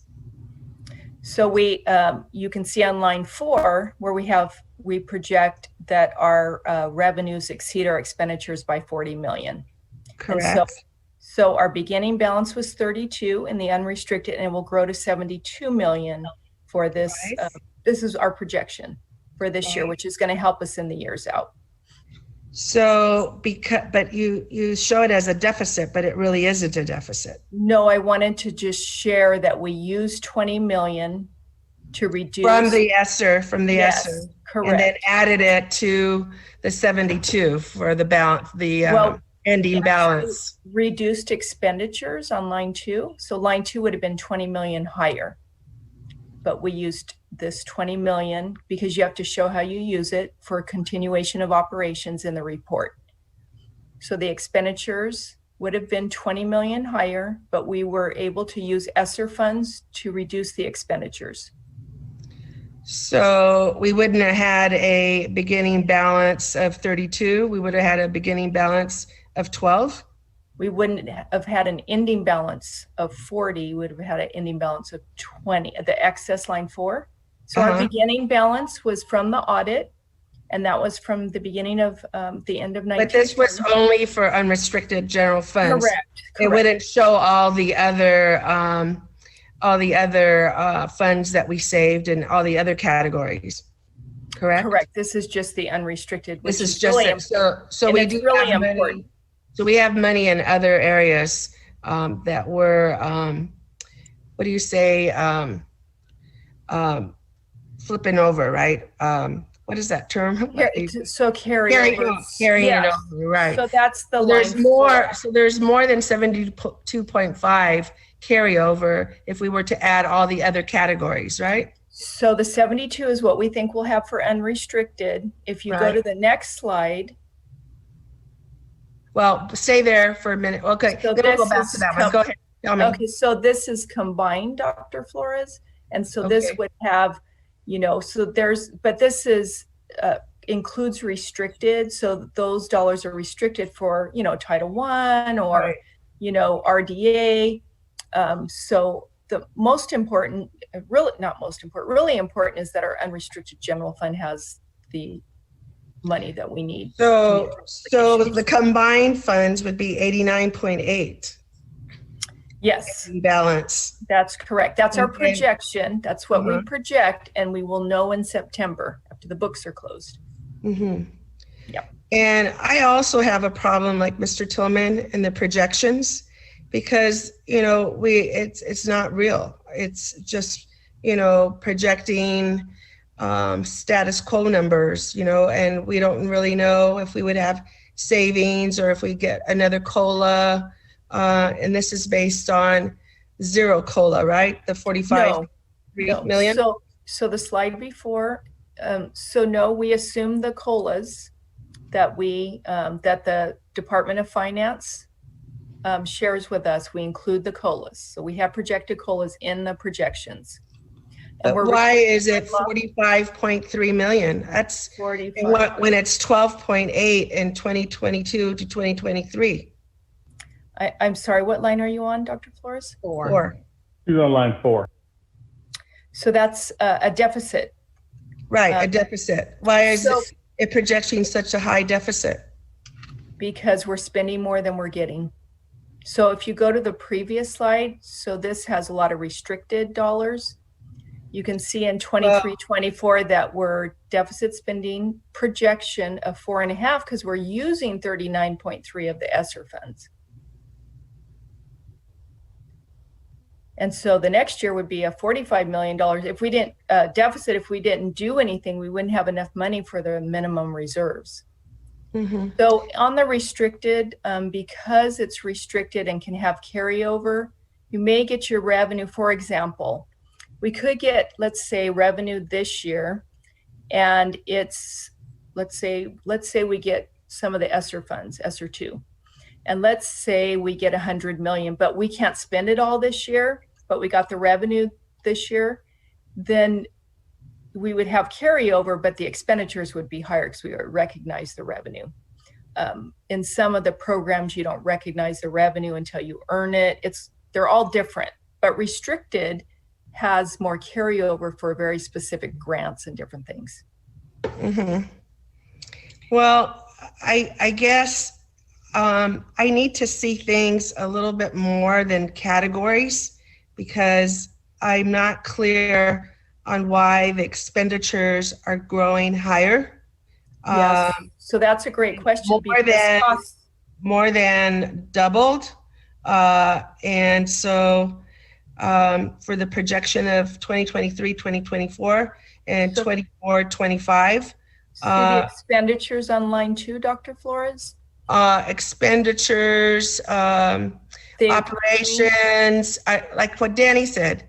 Okay, what are the categories that we have to hit that are the ones we have to meet, and where are we going to cut back, or where are we going to do attrition and not play it forward, because if you're keeping like numbers, we don't, you're just projecting and you're hypothesizing, and so you're a doom and gloom projection, and it's not real to me. So Dr. Flores, we're happy to go over this with you in more detail. The expenditures grow each year on line 2 by a reasonable amount to service the salary schedule, but you see that the revenues don't go up as quickly. And the ESSER funding is a projection on what we'll do to help offset the deficit. The further away you get from today, it's a projection. It's not a prediction. It's just what our best guess based on our costs and historical. So we look at historical and what we've spent, and we look to the future. So we're on number one, are those all the expenditure, all the revenues, even including concentration, supplemental funds, or is that just LCFF, the base? It's all unrestricted, and supplemental concentration is in unrestricted. So yes. So what would be the total? Is that the next slide? The total is with restricted funds. So your supplemental concentration are unrestricted. So they're on this slide. So they're unrestricted. Mm-hmm. They're in the unrestricted general fund. So combined, they'll be on the next slide though. Right. Can I see the combined? So the combined includes your federal dollars and other grants and entitlements. Mm-hmm. And what would be the I see the carryover over here. Okay, so in 2023 and 2024, well, the year before, there's a 82.8 million ending balance projected. And even with that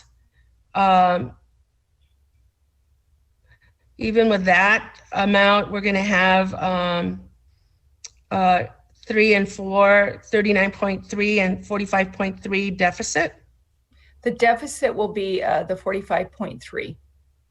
Okay. And see how it takes that beginning balance of 82 million less 45, it takes it down to 37.5 million combined general. Okay, so that would be the ending balance after that. Yeah. Okay, so that's the projection. So we're not in a deficit in the ending balance. In the combined, no, we are not, because we're using ESSER funds to help us. And so Mr. Tillman brought up a good point. When you get to 24, 25, if there's no plan in place, we wouldn't have enough. Right. And, so, and we're required by law to do this, because you don't want to wait till you get to the year that you have no money. And then, so. Okay. One last comment. I'm with Mr. Tillman on not increasing the reserve, 4.3 million of a 700 million budget. I didn't even put these on there because I didn't do it. It would be around 300, what was it? 300, let me look. I'm sorry. It would be 30,100,000 in reserves. So anyway. Did you say you're not in favor of increasing the reserve? I do not approve. I think we should keep it at whatever it's going to be. I think is it going to be 10% and leave it at that? So I So, would say that so here's the thing though, Dr. Flores and team. If we come back and the district is recommending a higher reserve, just say hypothetically, that's fine, because we understand that not every board member is may not agree with something such as that. Then the board, just votes on it, and that's fine. The board always can take it to a vote. However, I do think we got to look at the reserve, because 4.3 only having a 2 or 3 week enough for salaries, that's concerning. But I do think, though, Dr. Flores has a good point, though, Janie, on the expenditures. I do think if there's a way, Mr. Sullins and Janie, we can come back and show Dr. Flores and the team how those expenditures are ongoing, especially like health and welfare, and then stepping column increases. And the board already knows it, but I do think it would help, Janie, when you show that, even though we show it on this line and it's not broken out, we may be able to better project to the board on why, what are those expenditures and why they're increasing or decreasing over the next 3 to 4 years. In the next, at the next board meeting, Dr. Flores, the book that Ms. King puts together? yes. The budget book. So this is, it's a very tight timeline. So she'll have that all ready for you. And that gives more detail, like you're requesting. So it will have much more detail because it'll have the full budget book for you. Okay, great. Okay. Thank you. Those are good questions, though, Dr. Flores. And I do agree with you, Mr. Tillman, that we have to really be concerned about 24, 25. But what I would say to you is be patient, because we need time to do a deep dive into the budget. And then we'll come back with you with some clear numbers. But right now, again, we have to do something to mitigate the declining enrollment and other things. And I do think that we have a plan to do that, but just be patient. We hopefully we'll come back to you. For example, I didn't even mention if we try to recuperate our enrollment and mitigate that, for example, if we increase STEAM academies at every site, that attracts students and that allows us to bring students in. If we look at pre-K and K and how to increase that enrollment, how do we go out and find students who are not in school? So there's a lot of strategies that we have been thinking about that we can put into play that will help. But again, it's all going to depend on the governor's budget and what's going to be our total revenues in 25, 26, or 24, 25. So we got some work to do, but we're just as concerned as everyone else. That's why we're going to have a plan to mitigate that. So thank you. Thank you. Thank you, board, for your questions. I don't see any more in there. And I think you captured it, Superintendent Irving, exactly, and the team. The sense of urgency is here now versus later.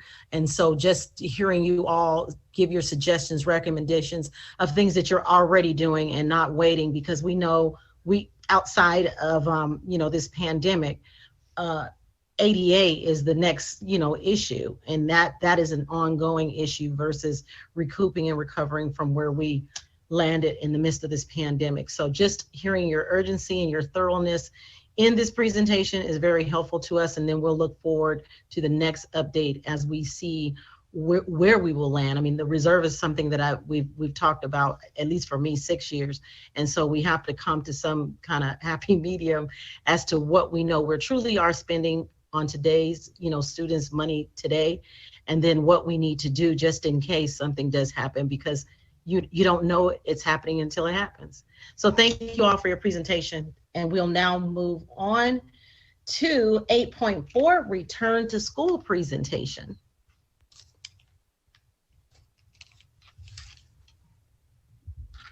All right. Well, good evening, Dr. Rogers, Superintendent Irving, Dr. Volkemer, Board, Cabinet, and Community. I'm happy to be here this evening to share with you just a high-level overview of our return to school roadmap development. This is really going to be a 30,000-foot view to assure you and the whole SBCUSD community that we are ready to welcome our scholars with open arms come August 2nd, and we actually welcomed quite a few of them just yesterday. It was quite a blessing to see them and how excited the children were of all ages. So with that, if I can go to the next slide, please. So objectives for tonight, there are two. Provide an update on the SBCUSD return to school roadmap development. And in that, I will also share a bit about the task force and how that's been developed and when we will be meeting. And then I will turn it over to Dr. Rodriguez, who will give an update on our virtual academy for next school year, and we'll close out with an update on communications from Ms. Ontiveros. Next slide, please. So roadmap to reopening 21-22. So first and foremost, I want to zone your eyes into our tagline. It will be better together, welcome home. As you know, under the direction of Superintendent Irving, we are developing a roadmap for reopening our schools. The reason we really like this tagline of better together, welcome home is because we want our students, our staff, all of our teachers, principals, and most importantly, our scholars to just feel like the district and schools are wrapping our arms around them and bringing them back into our brick and mortar classrooms. We know we're better together. We've been sharing that this whole time. We're in this together. So now we're better together physically when we come back to our schools, making sure that we put the appropriate safety mitigation strategies in place. And so as we continue to build out this roadmap, and we have a draft already, it's looking very nice, we are keeping in mind that we're reimagining and rebuilding our programs, right? As Mr. Irvin just shared, we want to make sure that on the other side of the pandemic, our schools not only attract the students that we have, but continue to attract and find those students that may have left us or students that may be moving into the community, that we keep them with us, right? And so we do that by rebuilding, reimagining our educational programs and supporting our educators in order to deliver the best instruction possible. So with that, let's go to the next slide, and I'll just do a quick reminder. So I want to focus your eyes on the bottom right-hand corner. What is the purpose of this roadmap? There are 3 key reasons why we've developed this. We want to make sure that everyone has shared understanding of what our reopening looks like, and that they have a reference document that they can refer to. That's both our staff at our schools, our secretaries in the front office, our classroom teachers who are engaging with our parents all the time, but also our parents and our community members, that they can go to our website and they can take a look at this document as well. So shared understanding, reference document. And then finally, we have to, and we're very committed to equity, as you know, board, that has been your goal for many years. We want to make sure that our information is accessible to everybody. So this idea of equitable access to information is really important. And so that's another reason why this roadmap is being developed. So it's one place where lots of information can be found. There are 3 goals for the roadmap, as I previously shared. First and foremost, we have to make sure we're ensuring a smooth transition to offering in-person learning experiences. And again, yesterday we were out at schools and we saw that smooth transition with a smaller number of our students, but it's a great opportunity for us to make sure that we're ready for when all of our scholars come back. Second goal is to define our academic and social emotional framework and the supports for the acceleration of learning. We've listened to our community, we've heard from our teachers. Everyone is very, wants to make sure that we've got plans in place to accelerate student learning, both on the academic side, but again, the social emotional, you heard that from the Lcap. So that will be part of our roadmap. And then finally, the offering of a virtual academy. Next slide. So our 4 guiding principles, you saw this last board meeting during our special board meeting, a little sneak preview. So our roadmap has these 4 principles running through it. And we have developed, or we broke into work teams to make sure that we have all of the elements in place. Now, fortunately, we've been working on returning to in-person instruction for almost a year now. So we are pulling from a lot of the input that we gathered kind of this time last year from a variety of teachers, counselors, principals, as well as looking at the guidance that we have and just making sure that we've got everything in place. So 4 guiding principles. First, social emotional learning. We want to make sure that we weave that through the plan, both the mental and physical wellness of our scholars, our staff, and our families. So that's woven through the plan in different ways. We need to make sure, of course, that equity, access, and inclusion are included, that we offer high quality learning and academic achievement, and finally, safe facilities and operations. So the next 4 slides, we're going to go a little bit deeper into what each one of these mean. Next slide, please. So the social emotional learning, mental and physical wellness, Dr. Funchess is leading a integrated team. It includes people from HR, it includes people from our student wellness and support staff, it includes members from our unions, and includes some of our head nurse as well. And so the key principles, or the key, I guess, descriptor of this work group and this principle is to make sure that we as a district are on the cutting edge, and we're aligning our work with the current research guidance at the state and local level, and that everything is evidence-based. So as they're going through the plan and we're developing action plans behind it, that we're implementing the most current federal and state health and safety guidance, and that still continues to change, that we're promoting expanding physical and mental health supports. And I will share that the team has been very thorough about looking what we already have as a district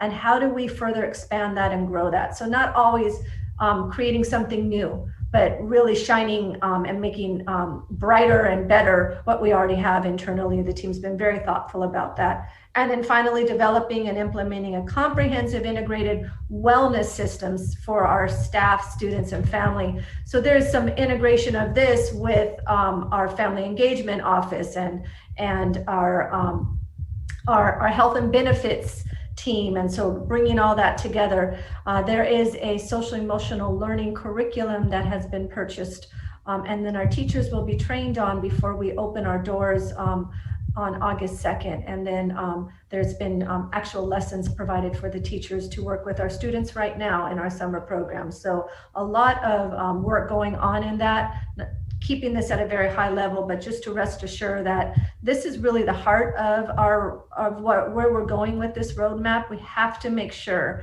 that we stay very intentional with our social connection and relationship building and nurturing coming out of this pandemic. Next slide, please. The next principle is about equity, access, and inclusion. And again, this is for students, families, and staff. There's really two parts of this this guiding principle. First one is around communication and making sure that there is equitable communication and access to communication for students, families, and staff. So clear and consistent communications for all stakeholders. Dr. Rodriguez and Ms. Ontiveros are leading this work group together to make sure that we are being very thoughtful about how we're communicating. This work group is also making sure that we demonstrate a commitment for opportunities for all of our scholars, not some, but also, again, thoughtful and cross integration with the third principle around high academic achievement. We have to make sure that our students who have varying needs, those needs are being met. So the last bullet, just to make sure that we're positively impacting outcomes by supporting the needs of all of our students, which include, but are not limited to, the student groups we have listed there, right? Our low-income students, our students with disabilities, our LGBTQ plus students, our students in homeless situations or in foster care, our English learners. We just have to make sure that we're very thoughtful and that no child is slipping through the cracks, as well as their families. So that's that principle. Third principle, which is the one that we speak a lot about, of course, and it is around our high quality learning and academic achievement. You can imagine that Ms. Applegate is leading this team, and she is with her Ed Services team, but it's not limited to Ed Services. We have people from our business services as part of it, because we want to make sure that our business operations are supporting the high quality academic achievement. The descriptor for this work group is to provide a multi-tiered system of support for academic, behavioral, and social emotional needs. So you should hear that there's cross collaboration going on with the other two teams. They want to make sure that that things are equitable, or academics are equitable and inclusive, that we have rigorous instruction going on, and that it's standards-based while focusing on the whole child. So that's that idea of it's not just academic. We have to make sure that when our students walk into our classrooms, that they feel that welcoming, nurturing sense, and that we are addressing whatever need they have so they can demonstrate their brilliance. While this, of course, requires our educators to be supported in building their capacity, so professional development is part of this work and in this work team. And then finally, the expanded learning opportunities. So you heard a lot about our ASAP, right? All the tutoring and extended learning. Our summer program is an example of that. That all plugs into this, this principle right here that's being led by Ms. Applegate. And then finally, the last slide for this part, our roadmap to reopening, is to make sure that our schools and our classrooms and our district office is safe, that we have safe facilities and that our operations are in alignment with the guidance from the state. You know as a board, but just a reminder to the community that when it comes to the COVID safety requirements, the California Department of Public Health is our guiding force. And so we use that to determine what needs to happen at our school sites, that and in collaboration with our local Department of Public Health. So this work team has been working on this all year since last March. They are making sure that that safety is the top priority, that our classrooms are both safe, you know, both in the sanitized manner, but also physically safe, that we're following the state and local health guidelines, and that we have some system structures and resources to meet the needs of the school community. So a lot of behind the scenes infrastructure that's been put in place, and you've heard a lot of what's been going on and how we've been using the ESSER funds to support this work team. So those are the 4 guiding principles for the roadmap. And so where are we now in terms of the development of the task force? If you could go to the next slide, please. So we have a task force that has just been compiled. The guiding principles will be shared with the task force. You can see the cross section of stakeholders that will be part of this task force. So 3 board members, 8 district administrators. We have 8 union representatives, or 2 people from each one of our unions. We have 4 principals, 2 elementary, 1 middle, and 1 high school, 9 parents, and they represent our parents from our advisory groups. And we have 5 high school students that serve on the the superintendent student advisory. They will be coming together. Our first meeting will be June 16th, where I will orientate them to the roadmap. Their sole purpose right now will be to give us feedback on the roadmap. Tell us, does what we have in there, does it make sense? Does it meet our need of making sure that information is accessible to our families, our staff, and our students? And is it comprehensible? Is it comprehensive? And are there any pieces that we had forgotten about that we should add? So I will orientate them to the document. They will have a week to read it. Then they'll come back a week later and they'll give us some feedback on how we can improve the document. We will take that, we will improve upon it. We'll bring them back together in July. And depending on what happens in that 3rd meeting in July, we will say that's it for now, or if we need to bring them back one more time, we will before school starts. So that's where we are with this roadmap to reopening. Want to thank Mr. Irvin for putting us on this track. It's been a very good process for everybody to start to work together on this and integrate our work. With that, I'll turn it over to Dr. Rodriguez for the Virtual Academy. So next slide, please. Thank you, Dr. Menares. We wanted to update you in regards to the Virtual Academy. We do have 3 options available to students, and we've covered that in previous meetings, but just to reiterate that, 3 different options. One option being a daily synchronous or daily live instruction model for TK through 8th grade students. We have a total virtual situation for our students. And then 3rd option is our traditional independent study program, where they meet with a teacher either weekly or twice a week, where they actually come in to meet with a teacher. And so our numbers at this time, to give you just an idea of where we're at, we have a total of 1,364 students in this district that have selected a virtual option. Within that, we have TK through 6th, who we have enrollment about 803 students. 7th and 8th grade, we have 230 students, and 9 through 12, 331 students. In addition, Just as we've broken it down a little further, we have 144 special education students who have expressed interest in the virtual academy, and 779 English learners who have also, that are level 1, who've also expressed interest. So we're currently working with special education as well as multilingual department to make sure that we have programming for students. Can you say that number again? Which number would you like me to repeat? The 2 you just said. How many students? Oh, sure. So we have 144 students who are special education who have expressed interest in virtual academy, and 779 English learners who are level 1. And if you would like, sir, I can get that and send that to you. No, that's fine. And you're going to go ahead later on with the rest of the totals? I can repeat the totals for you, or we can actually put that in the report that we provide you at the end of the week. Okay, thank you. You're welcome. At the request of this board and having heard from our parents, board policy will be amended to ensure that students do not lose their place at their home or magnet school for the remainder of the school year, the 21-22 school year.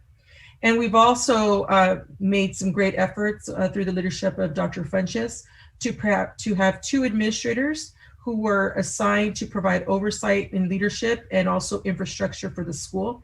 And those 2 administrators are Ken Martinez, who will serve as the principal, and Dr. Mary Shelton, who will serve as the vice principal. They've done great work in trying to evaluate, build master schedules, as well as looking at transcripts for those students to ensure that we have students in the correct classes so that they can maintain and stay on track for graduation.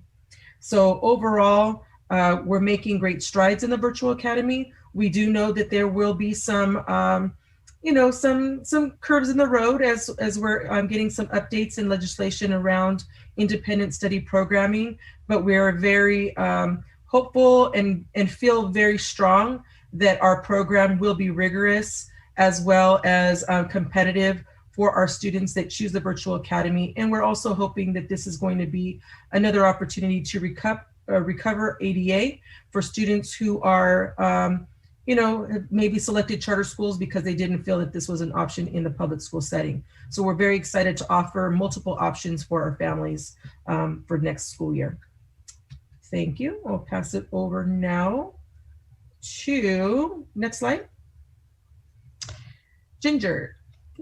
Thank you, Dr. Rodriguez, and good evening, board. As you all know, and you've regularly encouraged, all of our preparation needs to be effectively communicated with our families so that they know what options are available to them and how they can prepare to return to school. Our roadmap's equity, access, and inclusion plan challenges us to ensure clear and consistent communication with all of our stakeholders. So in addition to our roadmap guidebook, which you heard about earlier, we'll also improve communication with our communities in the following ways. First, we have created a new roadmap web pages on our website.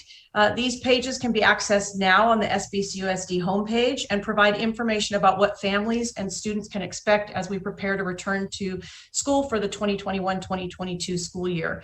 Information on this site will be updated as new details become available, but they already include a substantial amount of information about what to expect and how to prepare. We just launched this last Friday, a new weekly newsletter, the Superintendent's e-news and notes, and this will provide regular communication with our families. That will provide updates about things that are coming up in the near future, tips about how to maximize their education, some spotlights about things that are happening in the district.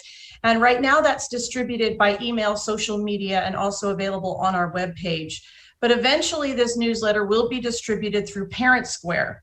Now we're really excited about Parent Square. This is an Aries integrated platform that will allow us to centralize our communication with our families, employees, and community stakeholders into one place that will allow the recipients of information to control their notification preferences. Right now, we're sending information from a multitude of different sources to our families, and this will allow us to streamline that access to information for everyone. I wanted to thank Superintendent Irvin, whose previous district used Parent Square, for encouraging us to research this option here. We think it's going to be a great fit for us.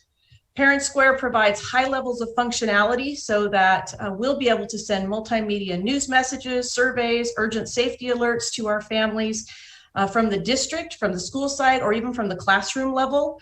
We'll also be able to do things like collect permission slips and even distribute downloadable student documents through their secure message delivery. Parent Square even supports individual level engagements, accommodating translation of communication in real time between teachers who speak different languages than the parents they're communicating with. And so it will translate back and forth between the teacher and the parent, or anybody and the parent, of course. Having negotiated a really good rate for this platform, we're preparing to launch Parent Square at the start of the 2021-22 school year, and you should expect to see a contract for this new solution on your agenda July 1st. Lastly, we will be embarking on a complete redesign of our website next year. I know that we have had a lot of challenges with people finding information on our website. It's gotten very complex as we've added new information, and so it's really time for us to look at how to streamline that resource. So as part of that process, we will invite input from families, from employees, and from other community stakeholders. We'll review best practices, and then we'll produce a much easier to navigate information resource for our district and community. So these are just a few of the communication improvements that we are implementing as a companion and in addition to the roadmap to reopening guidebook. So thank you for the opportunity to share these updates with you this evening. And that is the end of the presentation, Dr. Rogers. All right, thank you. Mr. Tillman? Thank you. Can we go back to the slide that shows the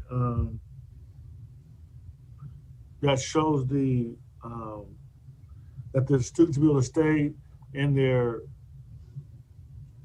we reserve their spot in their magnet school? The virtual academy. Virtual academy.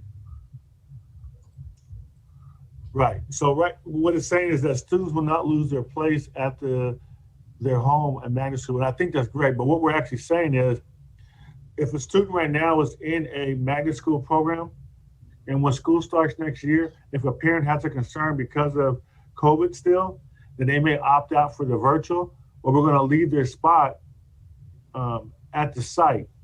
And I'm bringing this up because this costs money in order for us to do this, right? Because you're going to have smaller class sizes, which require us to have more employees.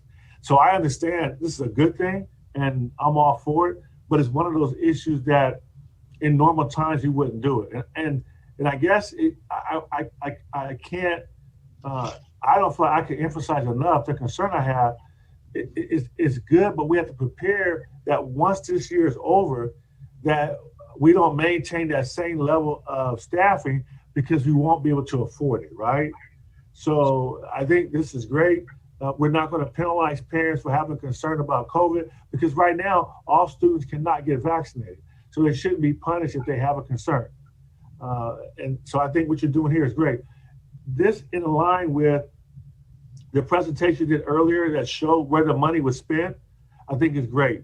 I think that should be on the website so the parents can see how we're spending these millions and millions of dollars to help mitigate some of the issues and concerns that were brought about because of COVID-19. So I want to thank you all for that. And just I want to go back to Ms. Rodriguez. So Ms. Rodriguez, you said that we have 144 students in special ed that are opted for virtual, and you said we have 779 that are EL students. So how many other students have opted for virtual? So the total number of students who have opted for virtual was 1,364.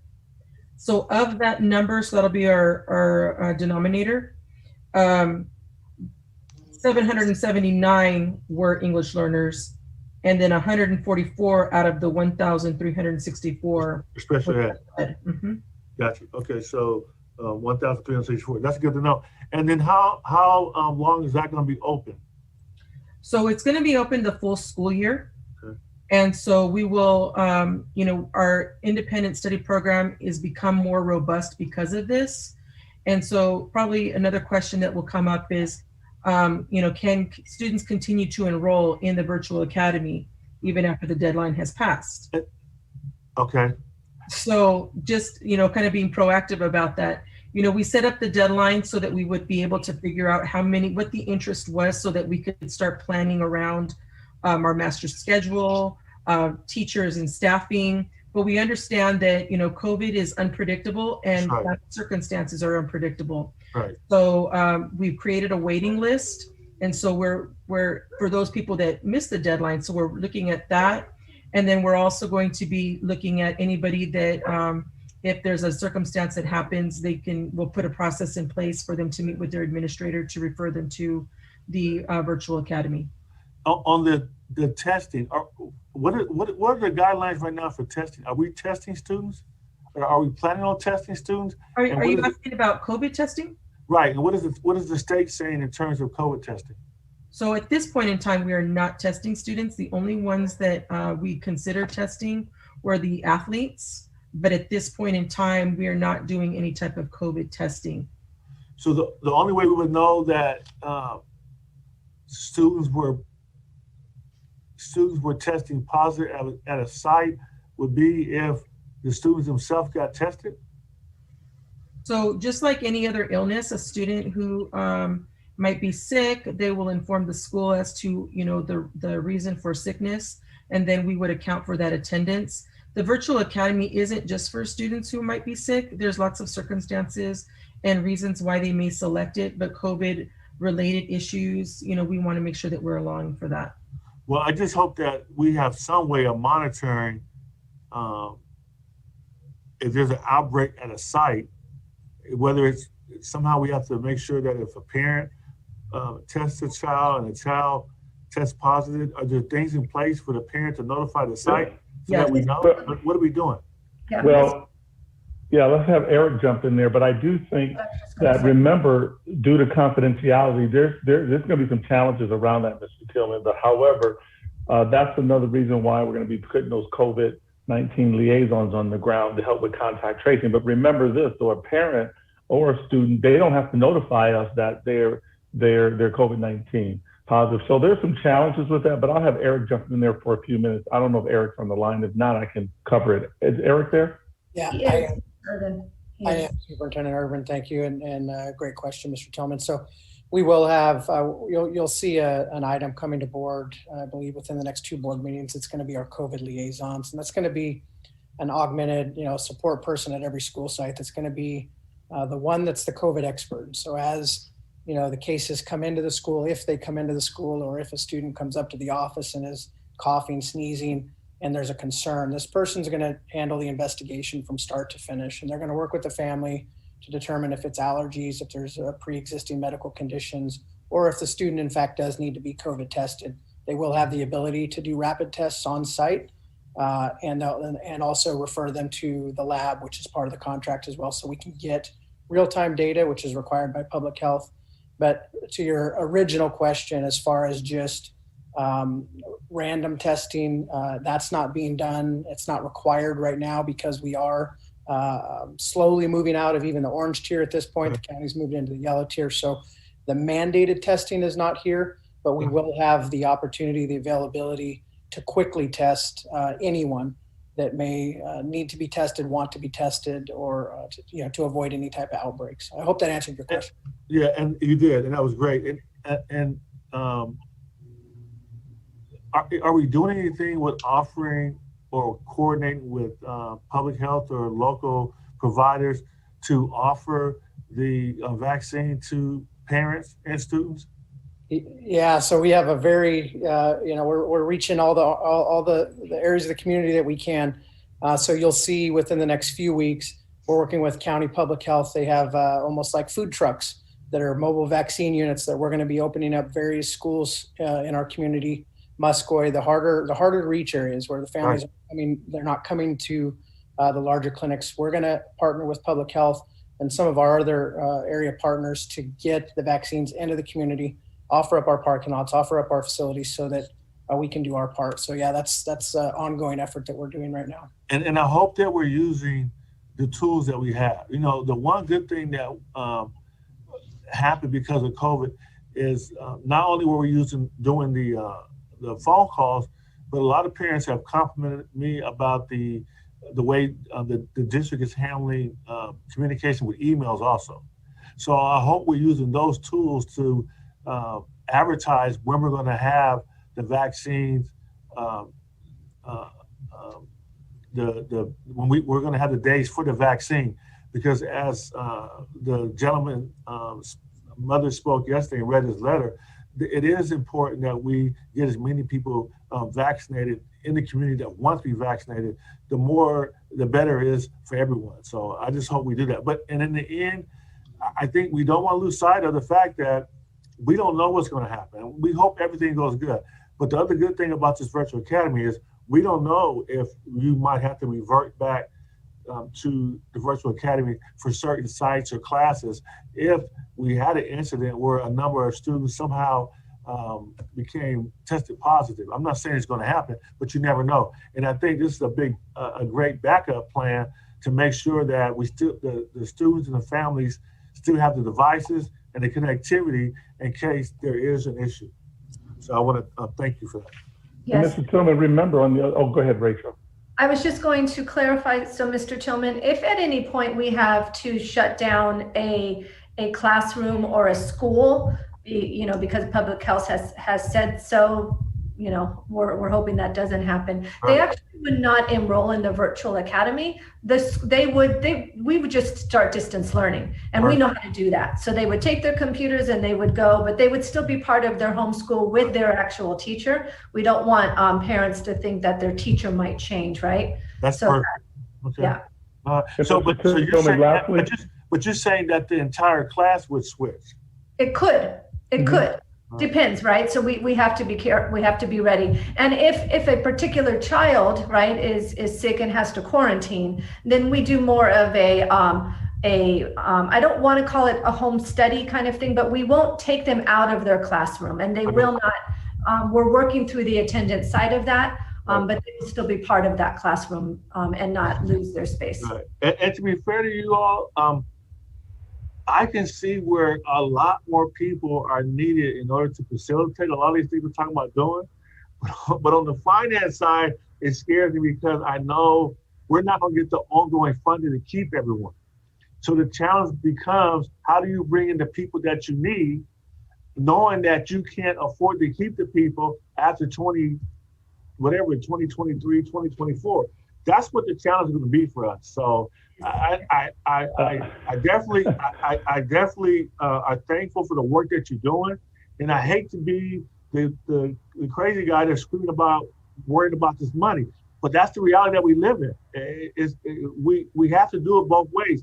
We have to provide the resources now, and we have the money to do it, but we just can't make the mistake of spending that money on permanent positions that we're not going to be able to afford in a couple of years. That's right. It's called Mr. Tillman. It's called strategic planning, and we are already behind. We've already been working on strategic planning and budgeting. Trust me when I tell you this. We had a whole day Saturday having this conversation for 10 hours. Perfect. So we are strategically planning. But I will say, high level on the virtual academy, we have to be flexible on the other side of this pandemic. And we have to be able to prepare, provide our parents and students with the necessary resources, whether it's social emotional support. Yes, is there going to be additional positions needed on the other side of this? Absolutely. But we're going to be strategic, we're going to be thoughtful, and we're going to plan it out. We'll definitely have conversations with you. Mr. Sella and I have already talked about that and the board. But also remember, if we're not flexible on the other side of this pandemic with our families, they're going to go elsewhere. And therefore, we have to be flexible so we can retain those students, find the ones that we've lost during this pandemic, bring them back.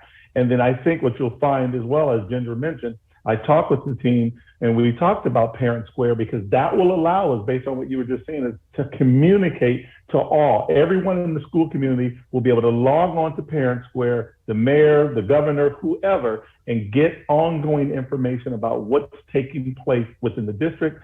So that's part of our bigger picture, the whole Parent Square.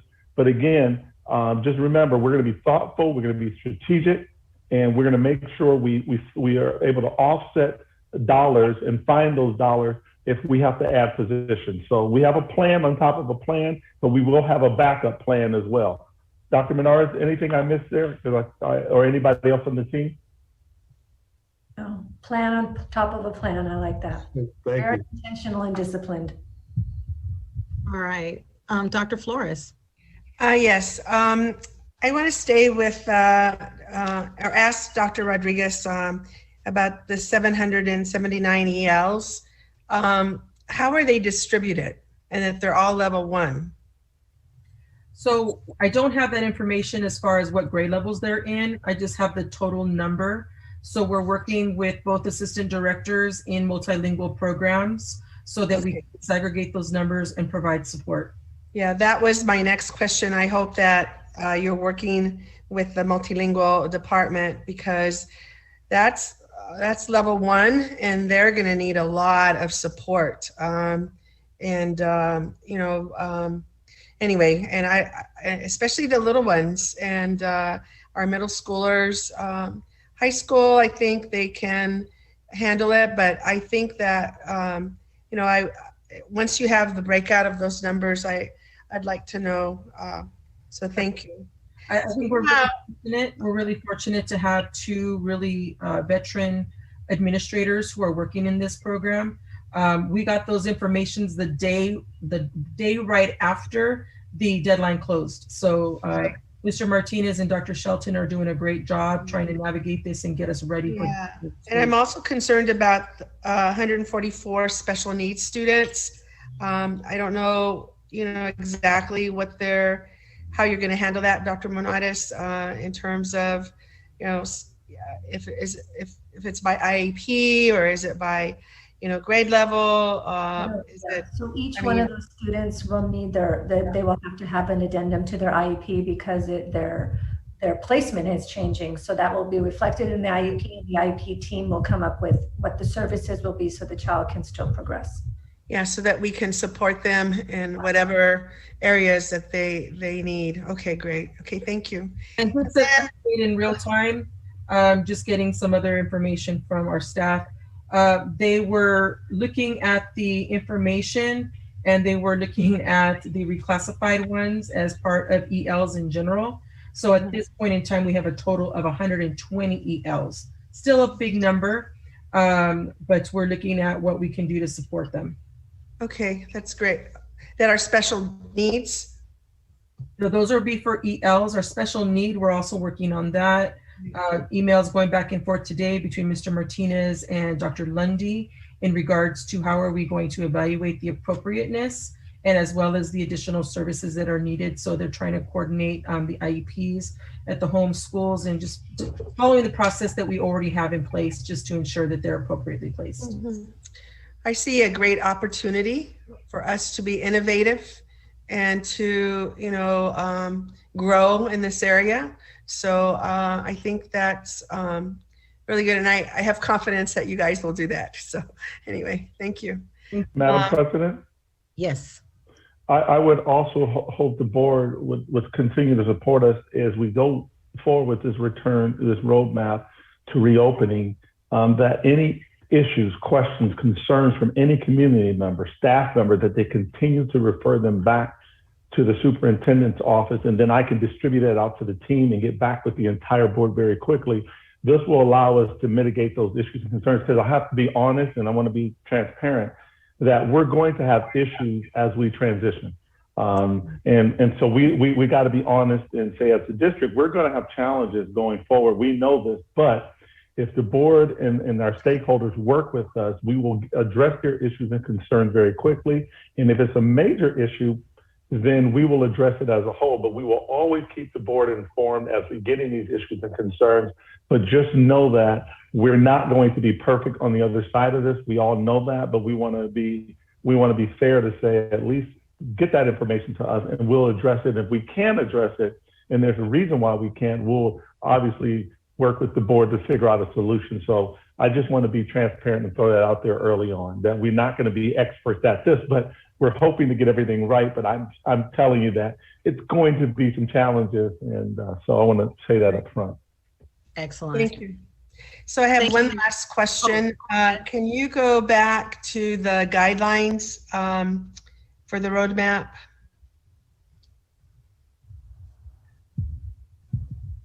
That, was it the guideline one? Yeah, correct. So, so this is just for reopening, correct? Correct. However, we do believe that much of this will shape where we're going as a district. When we, as shared during our special board meeting, there's a lot of research that's out there, relative, current information about how schools can reimagine and rebuild as we come out of this pandemic. And so that was also part of what we used to shape these principles. And then once Mr. Irvin finishes his listening tour, listen and learn tour, then we'll further, I think, shape this. But these are things we've heard from our community, right, through Lcap process and just over the years. So I think it's like putting more meat on the bones, but we're getting started. Where would parent engagement go? So the parent engagement goes in the equity, access, and inclusion, and the social emotional learning. It goes between both. It goes with both, okay. Yeah. And our key indicators, the 8, do we have 8 or 10? The KPIs? The KPIs? I don't remember exactly how many. I think 8 is correct. I think we've used them. And you'll still have key performance indicators, but again, after we do this listening and learning tour and we get a chance to see where we are on the other side of this pandemic, we'll come back and work with the board to identify the current ones, or do we need new key performance indicators? Okay. Either way, we will always have those. But what this is doing is this is setting the stage for when we come out of this pandemic, after we finish the listening and learning tour, we'll identify those 5 to 6 goals. Some of it will be currently what we're already doing. And then we're going to identify what are those core key priorities under each one. And I can tell you, Dr. Flores, family and community engagement is definitely most likely will be one. And then we'll identify those key priorities, and then we will lay out those strategies that we're going to use. And then we're going to identify those key metrics, those key performance indicators. And then I'm thinking that we're looking at, and Rachel, Dr. Menares, correct me if I'm wrong, a monthly dashboard, monitoring progress dashboard, just like you do currently. And that will monitor our progress monthly, where we'll give the board an update on those key performance indicators. So we're going to be there. We're just needing time to get the students back to school. Let's hear from parents. Let's make sure there's a correlation between what you heard during the Lcap, what we heard during the return to school roadmap presentation, and then what I'm hearing during the listening and learning tour. We're going to bring all that together and come back to the board with some recommended next steps. And again, some of these will still be there, and they may even be embedded. Like, for example, here, college and career readiness is probably something that we're looking at and we're hearing, and that may be separate goal or that may be embedded. We don't know yet, but we will be thinking about that and keep you abreast every step of the way. Okay. I just wanted to compliment you on the icons. I like icons. They're very nice and they're just, they stick out, and it's kind of like the parent square, where you can, it symbolizes, and people will begin to internalize these. So I guess the apple, is that the brain next to it? The brain and the heart, right? So socially emotional. Is it a heart? I think it's supposed to be a heart. Well, I mean, it's an apple, but when you step back, you can see a little bit of a heart too, right? So it's the brain. Okay, all right. This is our communications department. They are very talented. Oh yeah, well, I really like it a lot. It's really great. Thank you. Thank you very much.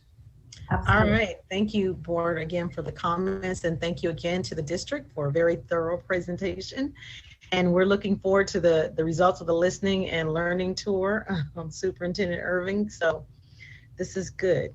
All right. So we're going to move down our agenda to 9.0, reports and comments, beginning at 9.1, board member comments.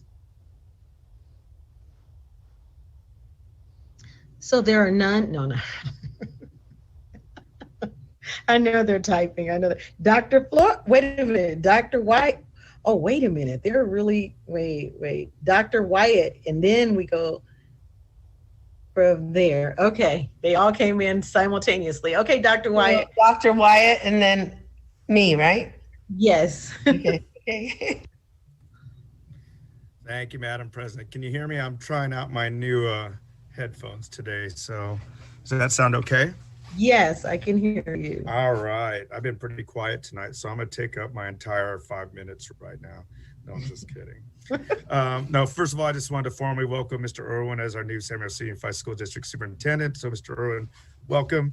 I could say that last time at our special board meeting, but I want to definitely make sure to say it tonight. And we're excited to work with you, make hope happen here in San Bernardino. I also want to welcome Mr. Solis to our district. So welcome, Mr. Solis. Looking forward to working with you as well. Wow, thank you to our executive cabinet for that budget presentation, Lcap update, and return to school presentations. Quite a bit of work put into all of those, and looking forward to working with the task force, and thank you to my colleagues for asking all the questions for me. Definitely want to take the time to thank all of our teachers and staff for persevering through this very difficult year. All of us on the school board have been beyond fortunate and blessed to see thousands of our amazing students graduate this year and in person. So of course, congratulations to all of our 2021 graduates and the rest of our students and their families for making it through the year. As we've learned, we have students attending colleges over the United States, and many of them are staying right here at San Bernardino Valley College and Cal State University San Bernardino. Couldn't believe how many students we talked to on stage that are staying right here in our city, which I think makes us all proud and makes us all very excited, because you're our next generation. We want you to stay right here. I just want to tell everybody, it looks like we're getting to finally see a little bit of light at the end of this pandemic tunnel. I'm looking forward to a new environment school year. Looking forward to seeing students in school, and definitely look forward to seeing my colleagues and executive cabinet and all our lovely folks that come in for public comment at our board meetings when it's safe to do so. And Madam President, those are my board comments. Thank you. Thank you, Dr. Wyatt, Mr. VP, and we are going to Dr. Flores. Yes, I just want to thank us, or be grateful to us, the board, for deciding to have an in-person graduation. That was a great decision. But I also want to thank Ms. Applegate, because I believe you were in charge of getting the venues and everything. Is that correct? It was a huge team effort, Dr. Flores. Thank you. Okay. Yes, I am the high school principals, but yes, we coordinated it all. You guys did a fabulous job. Oh my God. You could feel the love, you could feel the happiness, you could feel, I know it was a lot of work, all of you, but it was really worth it. The families were happy. We were happy. It was wonderful to, a lot of kids graduated, and standing up there and, bumping them and so forth. I think Dr. Rogers and I were like, okay, when is it? Are we still going? Are we still going?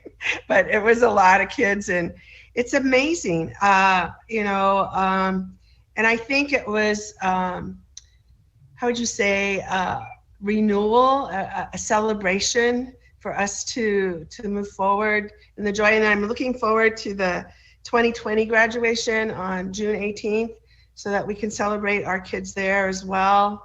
And so I just can't tell you how joyful my heart is, and so full that we did that. I mean, it was the right thing to do. It really, really was. So I'm proud. I'm proud that we did that. And then I wanted to especially thank Mr. Komnick for the yearly meetings for Lcap. I participated as many times as I could, and it was very, how would I say, very informative.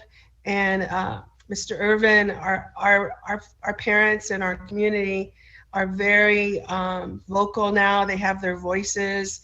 And I think with the Parent Square, that'll even add even more. That's a great idea. And so we can get out that information. That's really important. So I wanted just to say that. And then I just have a few questions about summer school. I wondered, we're only going to have it for 3 weeks, right? Is that correct?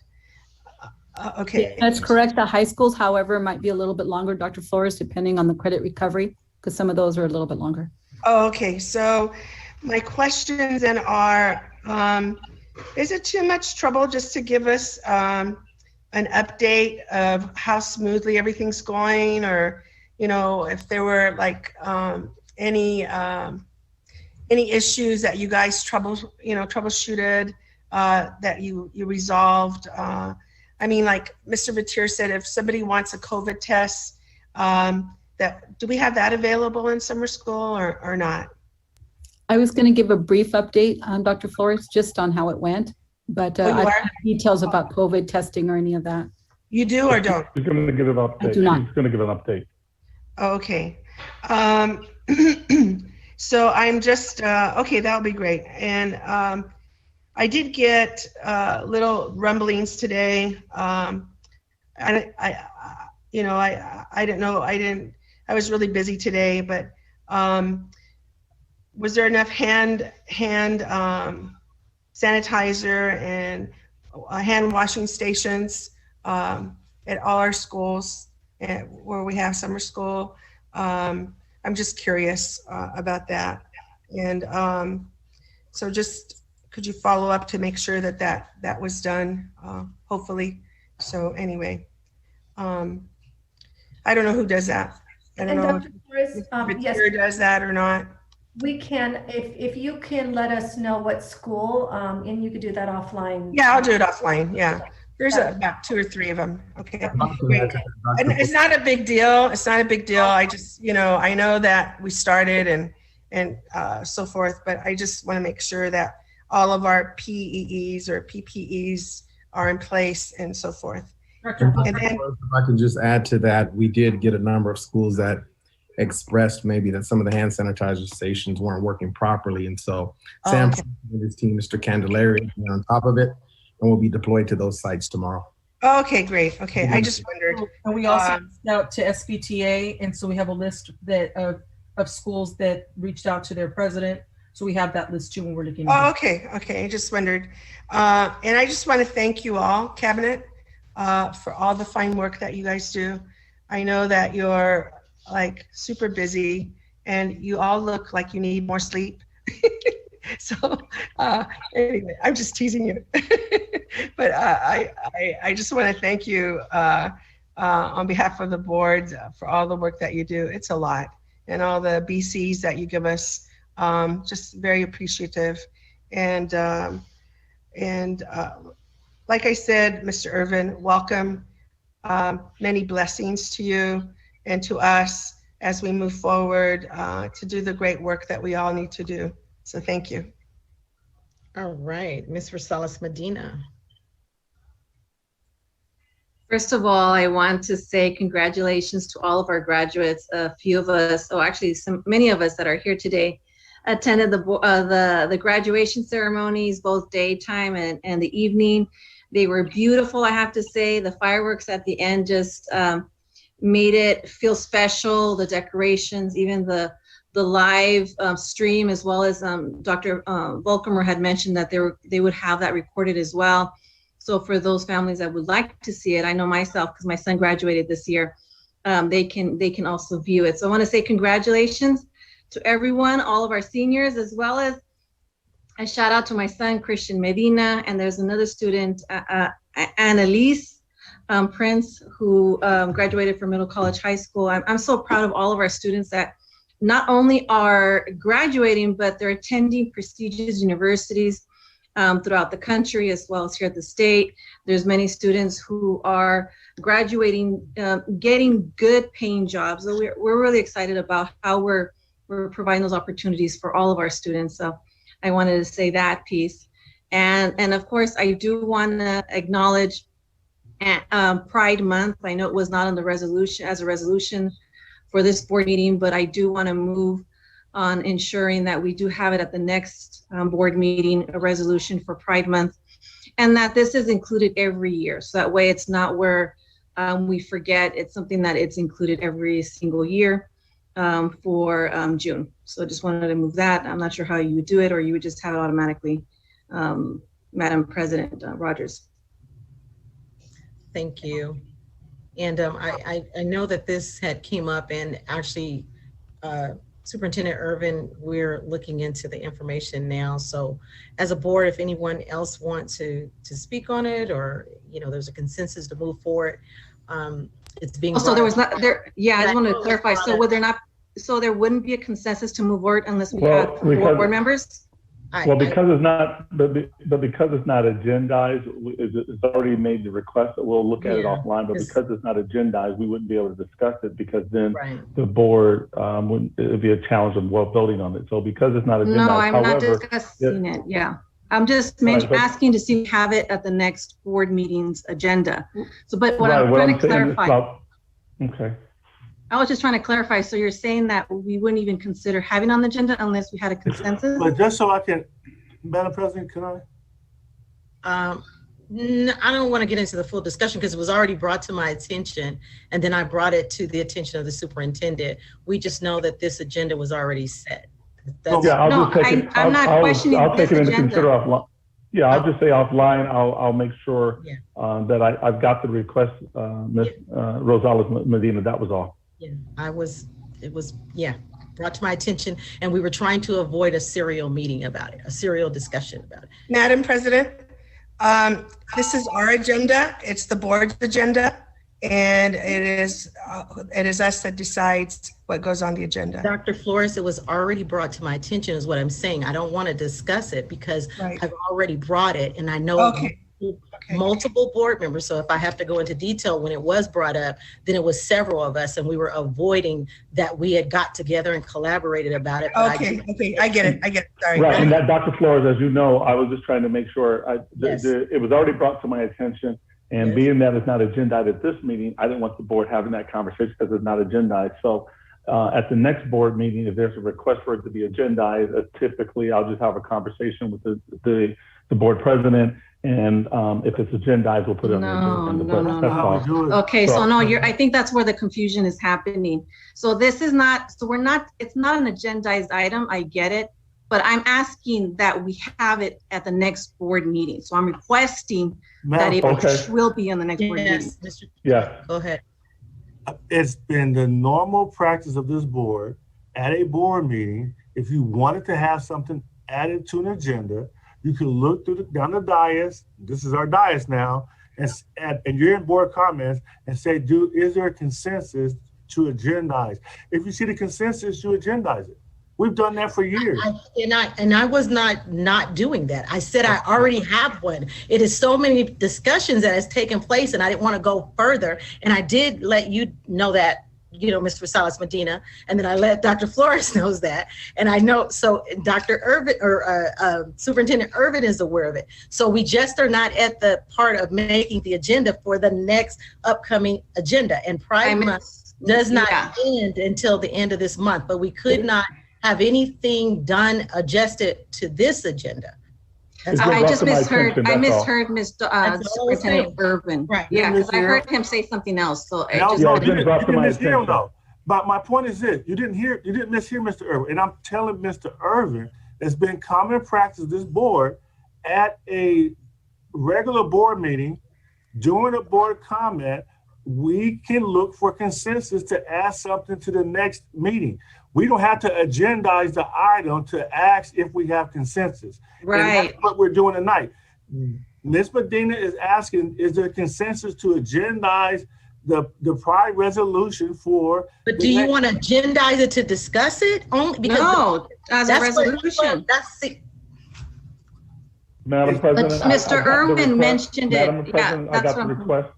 Yeah, Madam President, I got the request, and then definitely we will look forward to agendizing it at the next board meeting. I just have to do some research behind the scenes because they asked for something to be agendized, and there's no resolution that we have at this time. So I need to do some work behind the scenes because I can't just agenda. Right.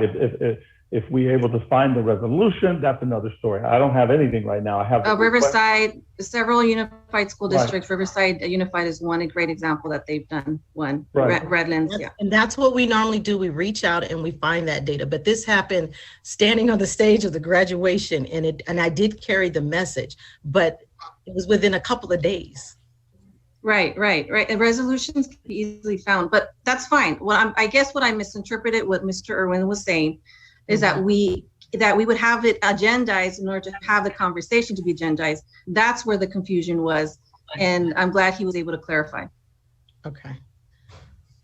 And I think are you done, Ms. Rosales Medina? Matter of fact, you were finishing, and then we're going to go to Mr. Yes, I'm done. Thank you. Okay.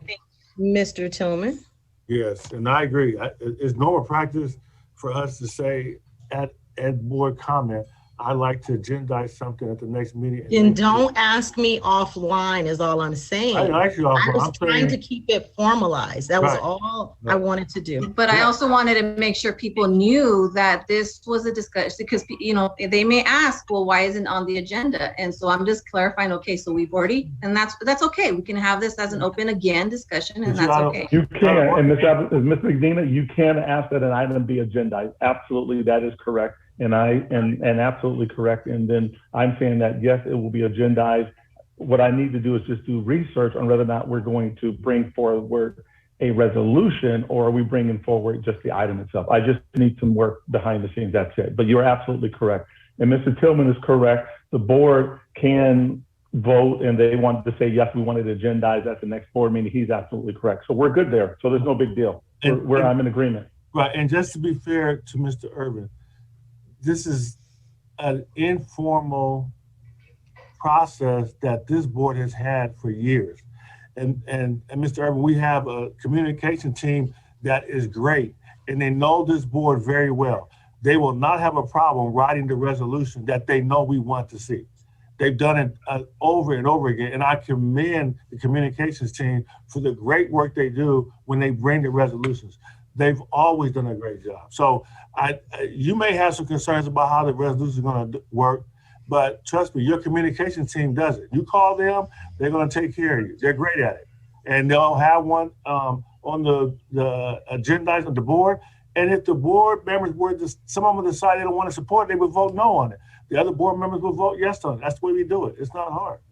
I agree with you 100%. All right, thank you. I agree with you. I agree with you, Ms. Medina, as well. I was just saying that I just needed time offline because this conversation had taken place offline. I was trying to avoid a serial meeting or a violation of Brown Act. That was it. So we're good.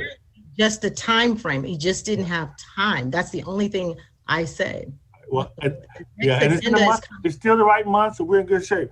Exactly. On my time, because in a little while, Dr. Hill's going to tell me to be quiet. She really is a stickler about my time. But I really want to thank the superintendent and district staff for a great job on the graduation. It was amazing. I commend you for it. I got in trouble with Dr. Hill because I'm not going to enough of them, but I feel like it's my role to make sure we have them, and we've done that. Our role. And I've gone to, it's our role to make sure we have it. Absolutely. We came up with the idea to do that. Glenn Helen, the board supported it. I think it's wonderful. And some of them are going to be at 66er. I'll be at the 66er Stadium for San Andreas. But I can't say enough about how wonderful they have worked out. It just were amazing. And then I want to thank the superintendent and staff and everyone involved for a great summer school program. I've heard from parents and their kids. They're elated about being back on site, and the teachers are just as happy as the students. So it's another great thing for the district. And we're using the money in the right way to mitigate some of the problems. I want to make sure that the staff realizes that we have the money right now to do one-time stuff. And so we should be maximizing the whole transportation thing. And that leads me to another question. This board has always been concerned about siblings staying together. So, and if we can use some of the money to make sure that happens, then we should do that. So I want to know at some point, and I don't want to rush anybody, but it'd be good to know how many parents are being told no in terms of their siblings staying together at a site, whether it's a magnet program, whatever. Because I know it's the board's priority that siblings stay together. So if I have a student that put in for a transfer and they're at Cajon High School or San Gregorio High School, and then they've been there for 3 years, and then their sibling is going to be in the 9th grade, then it's the board's thought that you would do everything possible to make sure those students stay at the same school. So if that's not happening, then we need to find out why. And it gets back to one of the things that Mr. Irwin talked about in terms of convincing parents to stay in our district, in our schools. Dr. Hill has said for years, you're better off giving them cookies than, what was the bad thing, Dr. Hill? You're on mute. You're on broccoli. Better to cook cookies, make cookies and feed them broccoli. Yeah, but and I say spinach. I like broccoli, but I don't like spinach. So, but the cookies is letting the two siblings go to the same school. And somehow whoever's in control of that, we got to make sure, Mr. Irvin, that we do as much as we can to accommodate parents. To me, that's a simple thing. And then I want to thank all of our nonprofits and community folks. I see them out there. They're having events. They're out there to support our students. And so I'm really excited about where we're going in this next stage towards getting back to some idea or semblance of normal. And it's only happening because of the district staff and the work that you all are doing. So I want to thank you for it. I want to commend the parents for being patient with us, working with us, responding so well to the summer school. And then, I mean, when you look at the number of parents who are opting out for virtual, it's amazing the number of students and parents that are waiting to come back full-time in August also. So, you know, I think it's just good to see the way we approach this entire issue with the pandemic. I think the board made the right decisions. And in the end, we built up the confidence so that the parents know that we're going to do everything we can to make the right decisions for the students, the parents, the teachers, and all our employees. So thanks to everybody that's been involved in this. Thank you. All right, Dr. Hill. Thank you, Madam President. I'm going to use a little bit of my 5 minutes to let you know, let the community know that of the Tillman children who attended San Bernardino High, I was the teacher to all of them but one. And so, Dan, I want to thank you for not being old enough to be in my class, so I might have left teaching long before my 40 years. So thank you, Danny. Other than that, Mr. Irvin, and Mr. Sullivan, I'm not going to let you take any more of my time. Just want to say welcome to both of you. I know it's been an exciting night, but I'm sure it's going to get better. I also want to say to Cabinet, the presentations were wonderful. You did an excellent job, and you always educate us more and more each time. Of the graduations, I'm not going to tell you how many Mr. Tillman attended so far, but they've all been wonderful. So for the creativity and everything that was put into those, I think was absolutely wonderful. And I want to congratulate the class of 2021 and all the parents for giving us an opportunity to educate your children. I want to end though, I'm not going to use my whole time, so don't panic anyone. I do want to end though, as we look forward to our students returning, whether it's the virtual academy or in person, let's not shortchange them. If we have 5 nurses and we need 20, we need to get 20 nurses. So I just want to make sure that parents feel comfortable, and I know they're exciting. I saw the school buses out and about yesterday. I saw parents at the bus stop greeting their kids and hugging them as they were getting off the bus. So I just felt good by what I saw. So I knew it was a good day for parents. Let's make our parents happy, but let's make our students even happier and keep them. And we'll continue baking those cookies, and we will continue saying thanks to all of our teachers, all of our custodians, all of our classified certificated workers. You know, you've been in the trenches, and we appreciate you, and we want you, all staff members, to know that. Thank you so much. Thank you, Dr. Hill. And I also want to congratulate the class of 2021. They did a great job just coming out ready to graduate. Speeches have been great. I've attended 8 in person and 2 drive-throughs, and they just all were stellar. And we're glad that we were able to see their smiling faces, although they had their smiling eyes with their mask on. It has been great, and we're looking forward to upcoming ones. I also want to say, again, congratulations to Superintendent Irwin and to Mr. Sullins again. Just have seen them hit the ground running, and that is great. We're getting so much information, and it's just great to know where we're going and just to see that passion. So that is going to do our district well and continue to keep us heading to the top. Lastly, I want to say it's not that I don't like to talk a lot, because Lord knows I get my share of doing that throughout the day and on Zooms.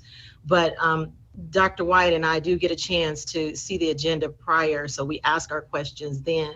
But I will encourage the board as well, because when I get my parent concerns, and this is a compliment to the district, I get them to them right away, and they do resolve them. And I appreciate that, because our community, they don't have time to wait, and they want to know how we can get whatever it is they need. And so I want to compliment Superintendent Irwin already. There's things that I send when I get it, no matter what time, and it gets resolved right away. And I think that's what makes us great and help us to continue to be sensitive to the needs of others. And so I'm appreciative and just wanting to give you a shout out for that. So again, that's not that I don't like to talk, but when things are getting resolved, there's not a lot to talk about when I put it in the hands of those that are in charge. And then lastly, again, I will remind, as we're looking for our next strategic plans and things that we're going to be doing in the future, again, when I saw those Avid students coming across, and I did see our BC, hopefully we're getting to that Avid for all. Our parents are understanding that is just a key to the success, additional success to your students. My students were in Avid, and I love it, and it was great, and it helped me as a parent tremendously. I'm looking forward to a dual enrollment discussion when we begin to talk about and biliteracy for all, because we're aiming to be the best, or the best of the best-er, whatever that may be. So thank you all for everything that you're doing. And the next, we're going to move to 9.2 with superintendent and staff, and maybe we can get out by 9 o'clock. We'll see what we do. See. I'll keep this short and sweet. And then I'll turn it over to Dr. Volkermer, who's going to go first. And then I'll jump in very quickly and see if our staff has anything. Great, thank you, Mr. Irwin. Board, just 4 quick items. One of them I should have brought up earlier, but given my seasoned veteran status, thoughts don't always come as quickly as I'd like them to. So I just wanted to share just a couple thoughts about the budget. I was listening to your discussion and the urgency around what was a very counterintuitive conversation. You know, when you're getting hundreds of millions of dollars of new revenue and you have to be talking about cutting the budget, it defies logic. But it's the right conversation to be having, absolutely the right conversation to be having. And the good news is that you can see it coming way down the road, right? It's not like where we were last year, where we heard in January that we had to cut $96 million. Fortunately, we didn't have to, but we only had a couple months to react. You can be very thoughtful and measured in your approach, and now you have 3 years to solve the problem before we get to 2024, 25. So that's an advantageous position to be in. And I know the team can give you very, very thoughtful recommendations based on a collaborative process to be able to get to do that. Second thing, I also wanted to mention the graduations and just really commend the board on making sure that we had in-person graduation ceremonies for our kids. And also the recommendation of Glen Helen, that has turned out to be an absolutely wonderful venue for us. It's accommodating. The people up there have been very cooperative, and the students have been absolutely fantastic. I say that they are equal parts spirited and distinguished. They're having fun, they're celebrating, but they're also respecting the seriousness of the ceremony. And it's just really a testament to their upbringing and their parents, who's ever been in the role of raising them, and hopefully our contribution to that along the way. But they have really done a fantastic job. It's great to spend an individual moment with them, find out what they're going to do next year, and really see the hope in their eyes. 8 down and 2 to go. You heard about San Andreas this coming Friday at 66er Stadium, and then we'll fulfill that promise for the class of 2020 on June 18th. So we're excited about that as well. See Karen if you want to get involved in that. I want to speak just to the transition that Mr. Irvin and I have been able to be going through. I want to first absolutely welcome him. I don't know if there's anybody happier to see him come to the district than me. And so I want to welcome him officially. He did get a little bit of baptism by fire. This is his first regularly scheduled board meeting. You were gracious enough to give him a special board meeting the second day he was here. So way to go, board. But we've been very busy in transition activities. I have thoroughly enjoyed our many discussions around the history, around our operations, around the context of our district and our community. I've appreciated his acknowledgement of the many, many good things that are happening in this district. And I also admire his recognition that we can build on those successes and get even better, and his thoughts and ideas around that. And so I've just really, really enjoyed our time together, looking forward to continuing that process. And then finally, goodbyes are never easy, but this is Ms. Christakos's last board meeting with us. Her last day of work is officially Friday.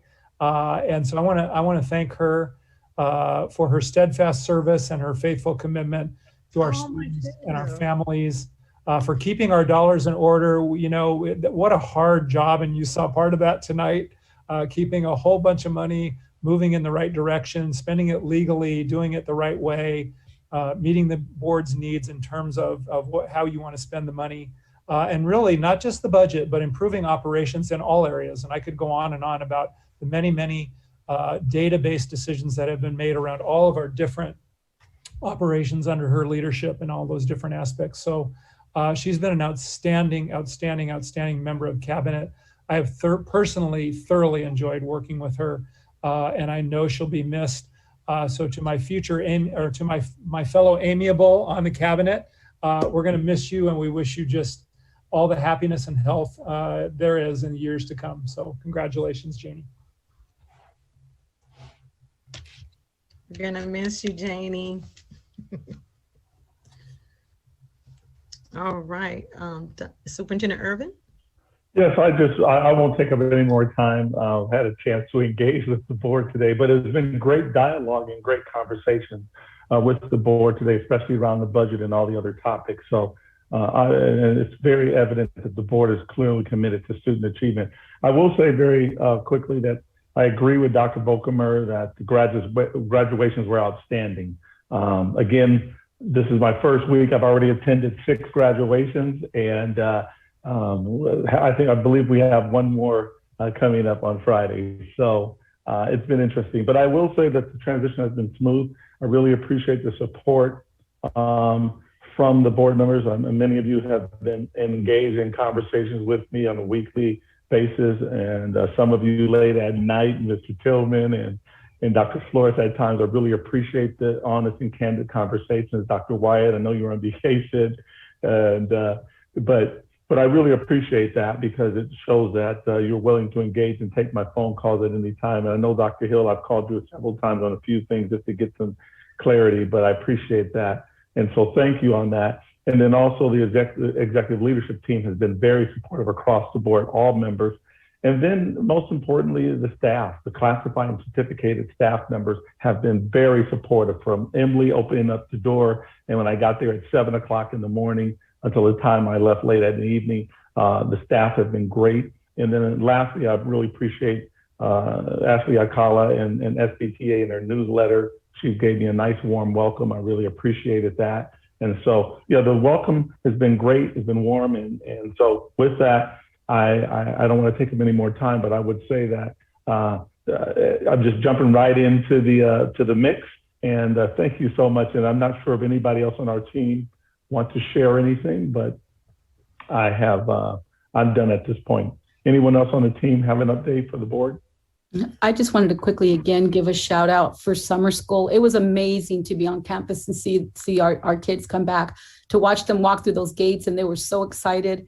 And just thank you so much to all of our site leaders and their staff. Everybody was so excited to have them, and just everything went off without a hitch from what I've heard. And I know our cabinet members were out there as well, visiting schools, and just a great team effort by all our divisions, whether it was enrollment or nutrition services, transportation. Really want to shout out to Dr. Funches and HR, moved mountains and made miracles happen to get us the teachers that we needed and to provide the support staff at the summer school site. So just fantastic. Thank you. It was a great kickoff. And so we look forward to a few more weeks of great summer school. Thank you, board, for supporting us in that as well. Absolutely. Go ahead, Marcus. I'll just jump in to that just real quickly. I want to say thank you to our site leaders as well, and our board and everyone who supported summer school. It was a heavy lift, but we were able to get it done, right? We saw yesterday in our school visits, administrators working hard, classified staff working hand in hand with high school students working for nutrition services, man. We got high school students working for the summer. Our guest educators, we had 300 plus spread out across our school sites to support as well. Just wonderful from top to bottom. SPTA, teachers, counselors, program facilitators, wonderful to see the smiles in the parents, and it did our hearts very good. So very, very much proud of our efforts. Yeah, we were fortunate to go and visit some schools, and to see the kindergartners going into first grade for their very first day of school was just heartwarming. Giving you an update, thanks to your leadership, we have CAPS at all of our schools. It is up and running and good to go. We also have our immunization clinics so that we can ensure that our students have all the immunizations that are mandatory by the state. So in one day, we provided 90 immunizations at the WA building. So we're excited and getting the word out there.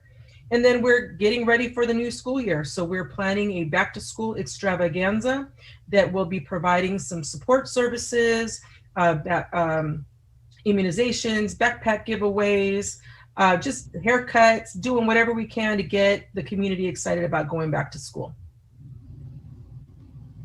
And just the last thing, sorry, just a reminder, our graduation for the 2020 graduates on the 18th from 6 to 8 at Glen Helen. We really want to celebrate them. So we want to see everybody there. Thank you. Excellent. Definitely looking forward to that. And Janie, I almost feel like saying thank you for your service, for all you've done. You know, you have been great. So we appreciate you so much. And to Superintendent Irvin and to Interim Superintendent Dr. Volkemer, Dr. Funches did a great job representing you all yesterday. I failed to mention that. I think that was yesterday, Dr. Flores. It's been so many graduations, but he did a great job. It was very cool. He did a fabulous job. He knocked it out of the park. It was a great speech, Dr. Funches. It was very cold.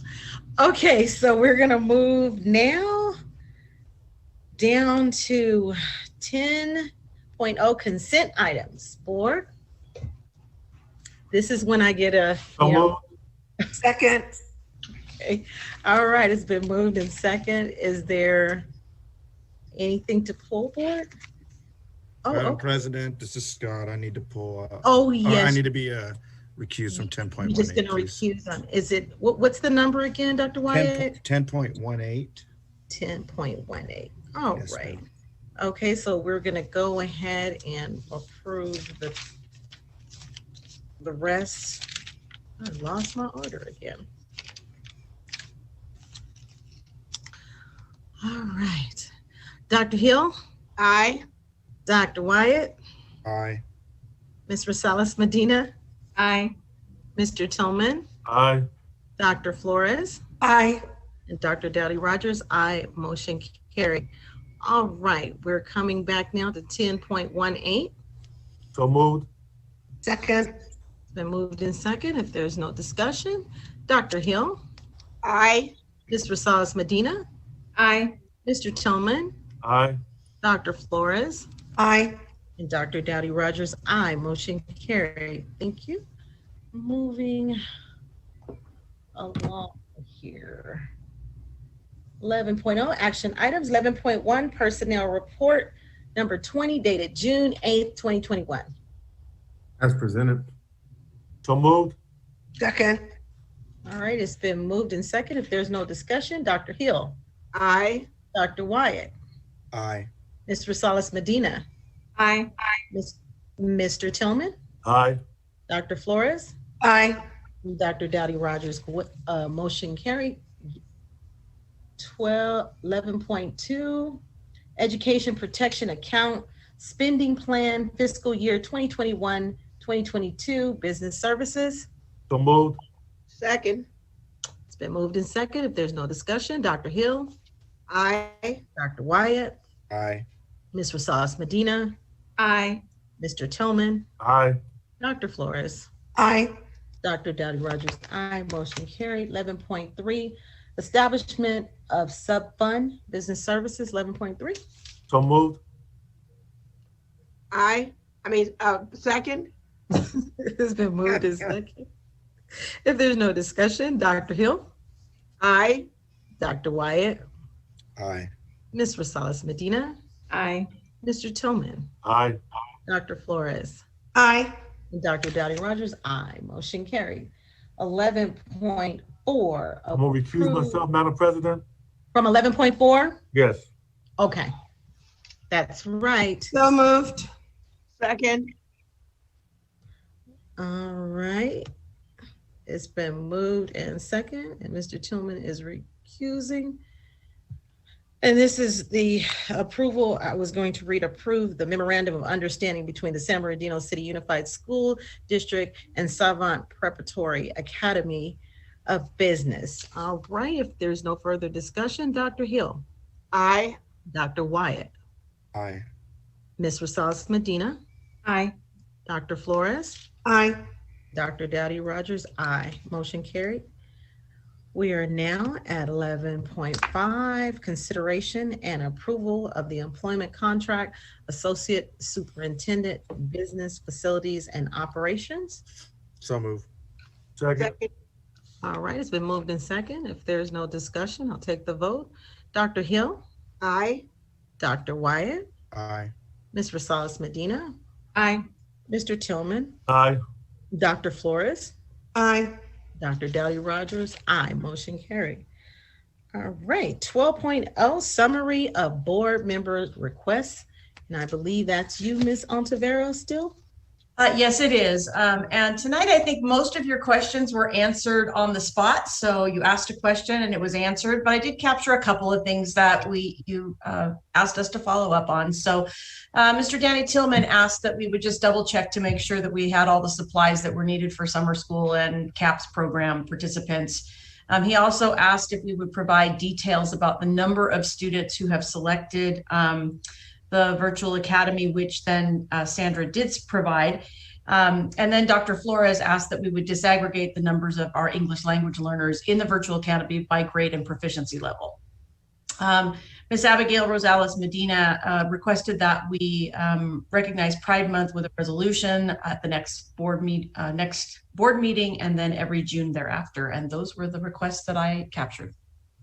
All right, board, I think that's it. So we are at 13.0, meeting adjournment, 13.1, adjournment. So move. So move. Second. Second. All right, well, meeting's adjourned. Thank you all so much. Thank you to our viewing audience. We hope we didn't keep you up too late tonight. Thank you again. Congratulations to you graduates, and God bless. We'll see you all at our next meeting. Good night. Good night. Good night. Thank you, everyone. Good night. Bye, Janie. We'll see you soon somewhere.